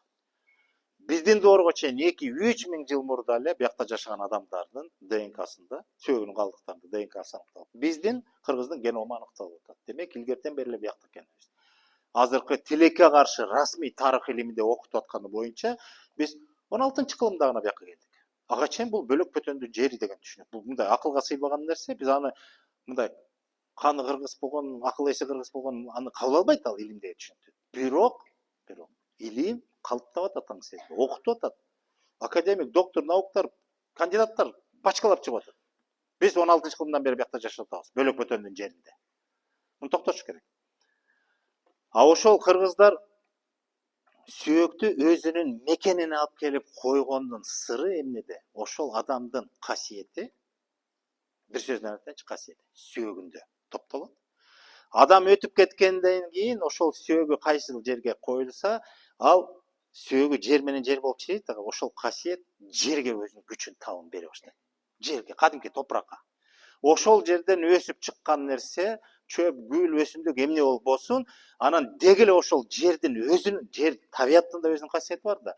Ошол касиет менен журулушуп, адамдын касиети ошол жерге өтөт дагы. Ошол жерди мекендеген эл ким болсо, ошол касиетке чулганып жашай берет. Ошонун илебине, ошонун таасирине кабылданат. Демек, өзүбүздүн ата бабаларыбыздын сүйөгүн бөтөн жерге эмес, мекенибизге койгонубуз биздин ата бабалардан бери келаткан чоң касиеттер көз өтүп, канча кылым өтсө дагы, бирок анын касиети жер менен кайра бизге берилсин деген мааниде биз мекенибизге гана асыратып коебуз. Ошон үчүн кыргыздар, байкасаңар, бул динге эч тиешеси жок. Кыргыздар бүгүнкүгө чейин өтө белгилүү болгон адамдардын бейит башына барып зыярат кылабыз. Барбы булчу? Динде бул жок, ишенип койгула. Динде жок. Кыргызда бар. Сөөккө өзүнчө урмат сый көрсөтүү. Ал жөн эле ал адам ошондой болгон эмес. Ошо зыярат кылганда да ошол адамдын касиети, кайсы бир жарыгы, же бул касиети деле болчу, ошол бизге дагы өзүнүн таасирин берсин. Бизди да ошого чулгасын, ошол чоң күчкө, улуу күчкө бизди да чулгап, биз да ошондон таасир алып, биз да ата бабанын жолун улайлы деген сөз. Биринчиден арбагына дагы биз сый урмат көрсөтөбүз. Экинчи, сөөгүнө дагы, бейтине да барып ошондой мамиле кылабыз. Бул биздин кыргыздын ата бабаларыбыздын, кыргыз ата бабаларыбыздын дүйнө таанымы, жашоо маңызы ушунда болуп келген. Эми карап келсеңер, мен жамандабайм, бирок факт айтып атам. Бүгүн дин эмне болуп атат? Экөөнө тең балта чабып атат. Арбак жок, аны унуткула, мүмкүн эмес. Биринчиси, экинчиси, мүрзө деген мүрзө, бүттү, адам өлдү, кереги жок, аны унуткула, жок ал деп атат. Эгерде ушул нерсе ушундан улам күч алып жүрө берсе, биздин кийинки муундардын аң сезиминде кадимки жашоонун маңызы катары калыптанып калса, анда биз эмне кылабыз? Башаттан бери келаткан байланыштан үзүлөбүз, айрылабыз. Анда оңгу жолубуз токтойт. Тамырыбыздан үзүлөбүз. Бизди бирден бир ошо тамыр менен байланыштырып аткан түшүнүктүн бири арбак болсо, экинчиси сөөк. Ошон үчүн кыргыздар тойго мейли таарынса таарынбайт, чакырса чакырат, чакырбаса чакырбайт. Маселе эмес. Адам өтүп кеткенде чакырып бербесе, өмүрүнүн аягына чейин таарынабыз, мамилебиз үзүлөт. Эмне үчүн? Себеби ошо сөөктү узатууда бул тирүүлүктүн негизги маңызы да. Ошолго чакырбаганы, демек мени өз менен, же болбосо мени өз тутпай атат, жакын тутпай атат, мен менен эсептешпей атабы, эң маанилүү болгон жашоодогу окуяга аралаштырып атпайбы, демек мен ага сырт киши турбаймбы деп ошо менин мамиле биротоло үзүлөт. Эмне болсо анда өзүң бил дейт.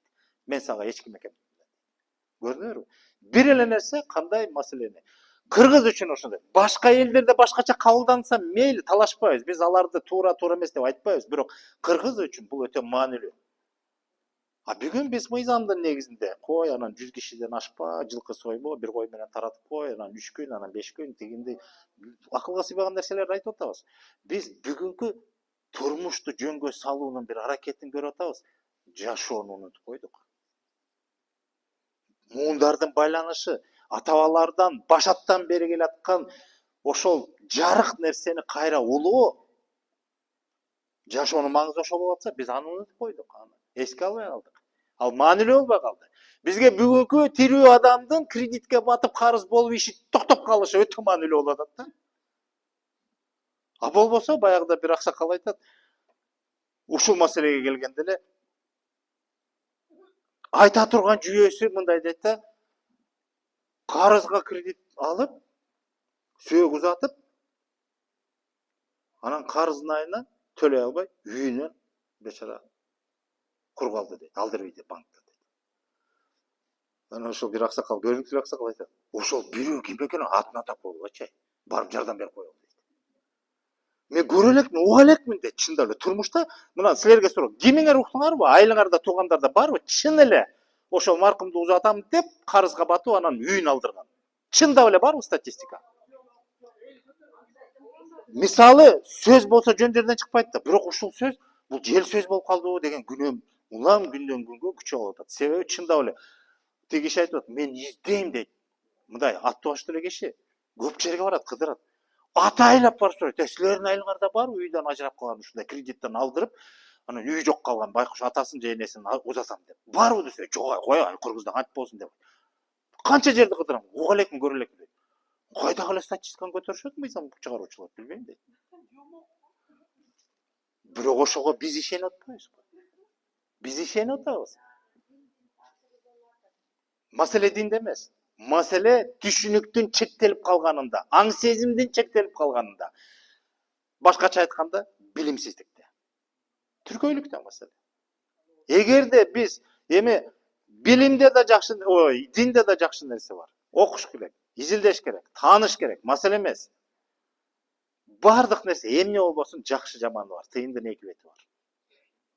Динде деле жаманы бар, жакшысы бар. Жаманы дегеним динге байланыштуу болгон жаман окуя, көрүнүштөр. Пенде болгондон кийин кетирет да, жаңылат да. Бар да, кантип жок болсун. Бар. Дүйнөдө эч нерсе жок, кеми жок. 100% чыл, таза, ак, аруу, таза деген эч нерсе жок. Сөзсүз түрдө бирийненин көзүндөй болгондагы бир кароо болот. Жана иньяндын мыйзамы ошол да, философия. Бул туура. Миңдеген жылдар бою бул философия жашап келет. Анан кандай эмне болбосун, сөзсүз түрдө экөө тең жүрөт. Ак кара деген ошол да. Жашоонун маңызы ошол да. Бир бетке чылк, таза, ак деген ыйык болбойт да. Ошон үчүн динди дагы изилдеш керек, окуш керек, тааныш керек, бирок иркеш керек. Өзүңдү таануу бул милдет. Бул бунсуз болбойт. Себеби динге тиешеси жок, сен улут катары, эл катары, тарыхың, тамырың, табиятың бар да, ал өзүнчө маселе, а дин башка маселе. Экөөнү чаташтырбаш керек. Анан кайраштырбаш керек бири-бирине. А мен көбүнчө басым кылганым бул улуттук баалуулуктардын аркы ошого басым кылам дагы, анан динге келе турганда ушундай бир 2-3 жерден ушундай мисалдар менен талданда, бүттү мени динге каршы дей беришет да. Мен дагы бир жолу айтам, мен каршы эмесмин, бирок динди колдобойм. Динди колдоо аны мындай, колдобойм деген кандай мындай. Дин үчүн кызмат кылып, динди окутуп, таанытуу бул меники эмес, менин жолум башка. Бирок каршы эмесмин. Биз өзүбүздү таанайлы, өз жолубузду таанайлы, оңгу жолубузду таанайлы деген мааниде. Кийинки слайд. Юдахимке да. Буну айтып койдум уже. Ушуну мен токтотоюмбу?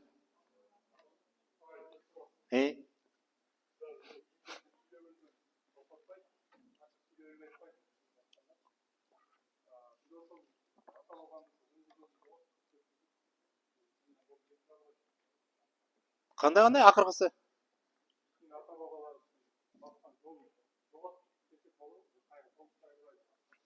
Жок, жоготтук деген туура эмес. Тирүүлүк өзү жол. Болгону жолдон тайып атабыз, кышайып атабыз, багытыбызды бир аз өзгөртүп атабыз деген сөз да. Кайтарса болот. Кайтарса болот. Адамдын колунан келбеген иш жок бул тирүүлүктө. Адам бардык нерсе адамга көз каранды. Адамдын өзүнөн да. Биз анын баарын мындай кайтарса болот дегенде анда туура түшүнүш керек. Түп-түз мааниде баягы 1 кылымбы, 10 кылымбы, 1000 жыл илгери кандай жашасак ошондой жашайбыз деген аны элестетпеш керек. Болбойт, мүмкүн эмес. Бүгүн мал айдап, боз үй тигип, жайлоого, күздөгө түшүп, мындай жашай албайбыз. Заман талабы башка. Бирок жашоо эрежелерин, жашоонун философиясын ошондогудай кылып бүгүн колдонсок, кармансак болобу? Болот албетте. Ошол эле мамилелерибизди ошондой жөнгө салсак болот да. Ошол эле ынтымак маселеси. Жанагы биздин айылда буга чейинки жана шерине ашар, жана башка деген нерселерди күнүмдүк турмушта аны колдонуп, ошонун күчү менен чечилбеген маселелерди чечип келе атпайбызбы? Өкмөттү эле карап, аяктан эле жардам сурай бербей. Эл өзүн өзү кам көрүп, өзүнүн мындай бүгүнкү мамлекеттин институт катары болгон жашоо шарттарын түзгөнү бул жакшы, жаман эмес. Бирок илгери Кыргызда азыркы заманбап мамлекет деген институт кандай талаптарды койсо, биз көчмөн жашоодо ошол талап муктаждыктарды чечүүнү же жоюунун жолун тапканбыз, болгон ошонун баары. Ошол эле соцпакет, ошол эле кароо, ошол эле кандай маселе болбосун, өзгөчө социалдык маселелер. Бүгүнкү күндө кандай социалдык маселелер курчулса, илгери анын баары чечилчү. Илгери болгон эмес деген деле жомок. Чечилчү, жөнгө салынчу. Илгери деле акмактар болгон. Илгери деле балдарын таштап кеткен. Илгери деле ата-энелерин таштап кеткен. Бирок ошондой жаман чыкса дагы көпчүлүктүн, жамааттын, уруунун күчү менен, ошол ынтымактын күчү менен, ошол кароосуз эч ким калган эмес. Жетим жесир болгон эмес деген сөз эмне экен? Жетим болгон. Бирок жетимдей болгон эмес дегендей маанидеде. Кароосуз калган эмес алар. Корголгон, каралган, камкордукка алынган деген сөз. Түшүнүп атасыздарбы? Бүгүн аны өкмөт жанагындай балдар үйү же карылар үйү катарында камкордукка алып атса, илгери андай өзүнчө бир мекеме жок эле, бирок бир уруу ошол маселени чечкен. Жетим калдыбы, аны бирөө бала кылып алган. Жесир калдыбы, аны бирөө аял кылып алган балдар менен. Дегендей да, мындай. Биз жөнөкөйлөп мисалга айтсак. Бардык нерсе болгон. Түпкүлүктө жашоонун маңызы бир эле. Анан өзгөчө көчмөндөрдүн маданиятында же биз көчмөндөрдүн маданиятында болчу түшүнүгүндө бизде жашоонун маңызы жана элдүүлүк деген принципте. Коллективизм деп атпайбызбы? Биз кандай десек, индивидуализм бул биздики эмес. Биз коллективизм же болбосо жамааттык жашоо. Элдүүлүк деген ошол да. Эл энеден төрөлөт, эл үчүн өлөт же болбосо элге кызмат кылуу, элден чыксаң жамансың деген түшүнүктөрдүн баары келип туруп адам жеке адам ел менен ажырагыс бүтүндүктө жашайт. Ошондо гана жашоо мүмкүн деген негизги маңыз ошондо болгон. А бүгүнкү маңыз кандай? Жашоонун маңызы. Индивидуализм биринчи орунда. Менин оюм, менин пикирим, менин укугум, менин каалоом, ишиң болбосун, эмне кылсаң ошол деп отуп биз бирин деп атабыз. Бүтүндүктү уратып атабыз. Ошого баратабыз. Бүгүнкү азыркы заманда деле ушундай түшүнүктөрдү биз ойлойбуз да мүмкүн эмес кой эми азыр каптап кетти, жалпы оон тигил бул бар. Мен бир эле мисалды айтайынчы, кызык жашоо. Бир мамлекет бар. Бүгүн дагы ошондой жамааттык принципти сактап калган турмуш тиричилигинде. Союз учурунда болгон, биз эми раматылык деп аны көп эскеребиз. Союз учурунда баары эле жаман болгон эмес. Жакшы нерсеси болгон кыргыздар үчүн. Жанагы чарбачылык, колхоз, совхоз деген. Бул өтө жакшы нерсе болгон. Бул ошо жамааттык принцип, коллективизм деген ошондо болгон да. Баардык ортодо чогуу эмгектенебиз, чогуу иштейбиз. Жаман жери албетте бирөө иштейт, бирөө иштебейт. Тиги нерсе менен бул жамбагып жүрөт. Бул жаман нерсе. Бирок баары бир ошо ортолук болгон да. Жеке кызыкчылык эмес. Ошол жагы кайсы бир жагы жакшы болгон. Бүгүн ал мүмкүн эмес. Союз тарады, жок. Капитализм баарын каптады. Индивидуализмди ордуна койдук, туттук, адам укугу аны бекемдейт, бышыктайт, болду. Башкага жол берилбейт. Бирок бир мамлекет бар, ишенип койгула. Жамааттык принципти камсыздап келатат. Кайсы мамлекет билесиңер? Я. Израиль. Кытай эмес, Израиль. Кытай ал башкача, бирок Израиль мына анык. Израилде дагы деле колхоздор бар. Кибуца деп коет алар. Колхоз деген эле сөз да. Айыл деп коебузбу? Бир айылдын эли чарбасы ортодо. Меники сеники эмес, орто баарынык. Чогуу. Тапканы да чогуу, жегени да чогуу, көргөнү да чогуу. Азабы да жакшысы жыргалы да чогуу. Булар өзүнүн түбүн билет. Кандай эл экенин билет. А ошол жамааттык принцип бул жашоонун негизги күчү ушунда экенин да билет да, ошону сактап эле келатат. Дүйнө жүзүндө адам укугу туутуп атат, аякта адам укугу жок. Дүйнө конституцияда жашайт, аларда конституция жок. Бирок мамлекет эл эсептешет. Мен эми ошондой бололу дегеним жок. Бирок аракет кылса, ар бир эл өзүнүн табиятына ылайыктап, өзүнүн дине таанымына, маданиятына ылайыктап, өзүнүн жашоо эрежелерин иштеп чыкса болот деген ойду айткым келет.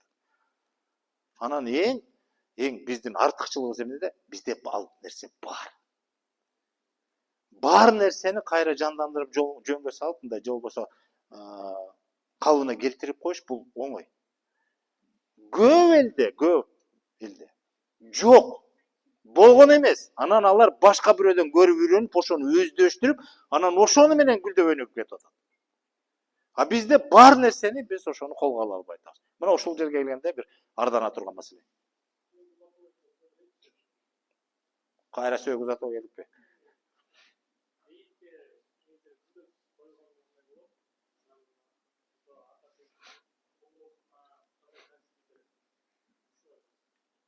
Ким? Мүрдөлөрбү?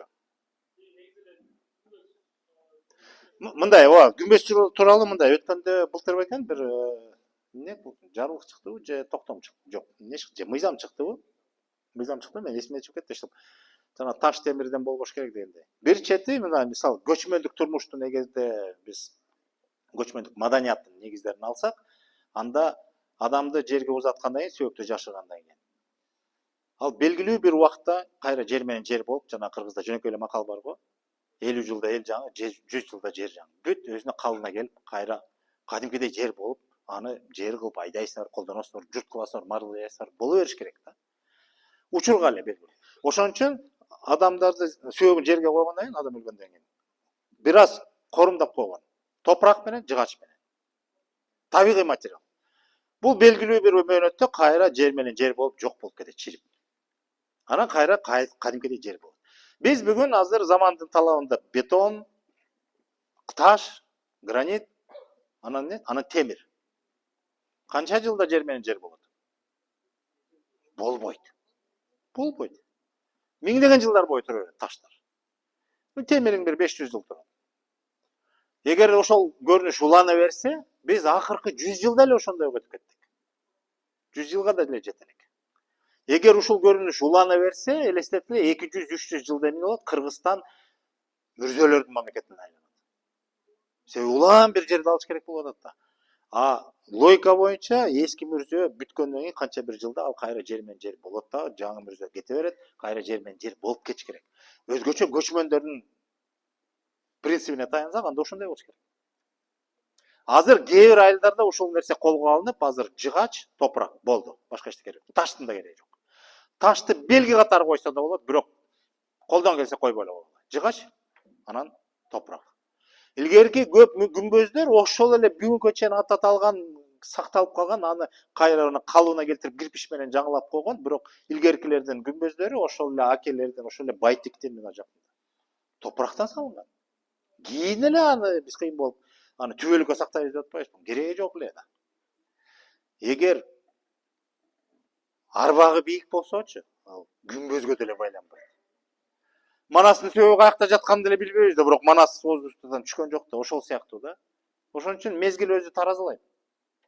Күмбөз менен биз түбөлүктүүлүктү камсыздай албайбыз. Табияттын мыйзамын табиятка бериш керек.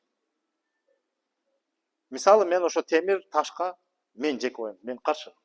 Андан көрө ошол жана демирге кимдир президент тарабынан берилдиби, же кимдир, же депутаттар көтөрдүбү ошону темир ташты токтоткула деген. Мен колдойт элем. Баарыңарды чакырат элем. Бул туура нерсе. Топурак жыгач болду, башка эч керек жок. Анан суротуула тарыхта карасак да, илгеркилер балбал таш болгон, жана башка деген бар, болгон. Бизде деле, биздин өрөөндө деле, Алтайда деле, Энесайда деле болгон. Болгон. Бирок бул катардагы адамдар үчүн эмес. Бул мындай бир кылымда бир төрөлгөн адам болсо, чоң мындай жашоону өзгөрткөн адам болсо, мындай анын кызматы бул баягы жарыгы өчкүс мындай бир чоң жылдыздай болуп жанып, мындай кылымдарга таасир эткен адам болсо, мисалы ошол Айтматовго мүмкүн болот ошондой. Кээ бир татыктуу инсандарга ошентсек болот. Ошо ташка жазуусун чегип, түбөлүккө ысымга, баягы түбөлүккө болбос, ал деле түбөлүк эмес, бирок болушунча канча бир 1000 жылга балким ошого барат. Ошондой нерсени кийинки урпактарга мындай мурас катары калтырсак болот. Бирок катардагы адамдардын баарына эмес, мүмкүн эмес. Жок. Китеп болгон. Китеп жок болгон эмес деген ал жомок. Ошо көчмөндөрдү ар тараптан ушинтип кысма калганда ушундай болгон эмес, көчмөндөр бакыштар эт жегенден, сүт ичкенден башка эчтеке билген эмес деген түшүнүк калыптанган да союз убакта. Көчмөндөр колуңардан эчтеке келбейт, эчтеке билбейсиңер деп. Ой, болгон, китеп деле болгон, баары болгон. Китеп эмес, жазууну жараткан эл болуп аткандан китеп эмне болуптур? Жазууну жараткан эл эмес. Жазуу, саналуу эле жазуу бар дүйнө жүзүндө. Адамзаттын тарыхында жазуулардын түрү саналуу.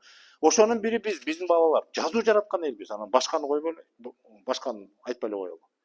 Ошон үчүн көп нерсени биз билбей калдык да. Билбеген үчүн ошол билимсиздиктен улам адашып атпайбызбы? Бирөөлөрдүн пикирине жетеленип, тигил айтса, туура экен, кызык экен.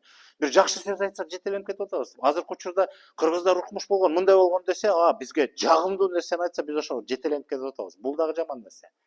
Билимди дагы, маалыматты дагы иргеш керек, аныкташ керек, такташ керек. Чындап эле ошондой деп. Суроо?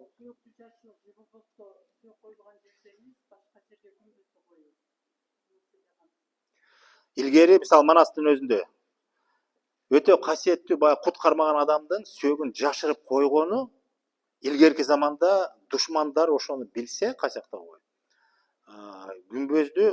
күмөздөн мүрзөнү казып мазакташуу атайылып. Ошол жок, маселе сүйлөгөндө эмес. Ошол адам сүйөгүнүн өзгөчө баатыр, кол башчы же болбосо ушундай асыл адамдар болсо, мындай деген түшүнүк бар болчу да, ошол кишинин каржылыгын сындырса бүттү. Ошону менен бул элдин тукуму, эми бул жалпы элдик киши да уланбайт деген сөз. Сынат деген мааниде. Ошон үчүн жашырышчу. Өзгөчө элдин тагдырын чечкен, элдин тагдырына байланыштуу адамдардын сүйөгүн жашырчу. Мисалы ошол эле Манас. Ошол эле Тагай би сүйөгү каяктан экени белгисиз. Чоң уруулардын баягы аталары болгон же болбосо аты уруу болуп саналган аталарыбыздын дагы көн сүйөктөр кайда жатканы белгисиз. Мындай эле болжолду. Кочкордо да коет. Кайсы жеринде Кочкорго барып көрчү. Не деген тоо? Мисалы, жетет Арстанбапта да коет. Арстанбапка бүт ыйыктардын сүйөктөрү ошол жака коюлган дейт, асылдардын. Белгисиз каякта экен. Барып көрдүңөрбү? Мен бир эмес канча жолу бардым. Издеп бардык, таппай койдук. Жер менен жер болуп кеткен, жашырган. Жөн эле мындай аймагы белгилүү. Жакта. Тети Кашкарда деп коет же болбосо. Каякта экени белгисиз, жашырышкан атайын. Мындай катардагы адамдардын элге алынган белгилүү инсандар деле аны жашырбай этпей койгон. Себеби душмандар андайга кызыккан эмес. Душмандар кимге кызыккан? Журттун кутун кармаган, журттун тагдырын чечкен, элдүүлүктү түптөгөн адамдардын касиети ошол сүйөгүндө да, ошол каржылыгын сындырганда ошол касиети качат, чачырайт деген сөз. Ошол түптөгөн элдүүлүгү, түптөгөн мамлекети бузулат деген мааниде. Ошентип мазактаган.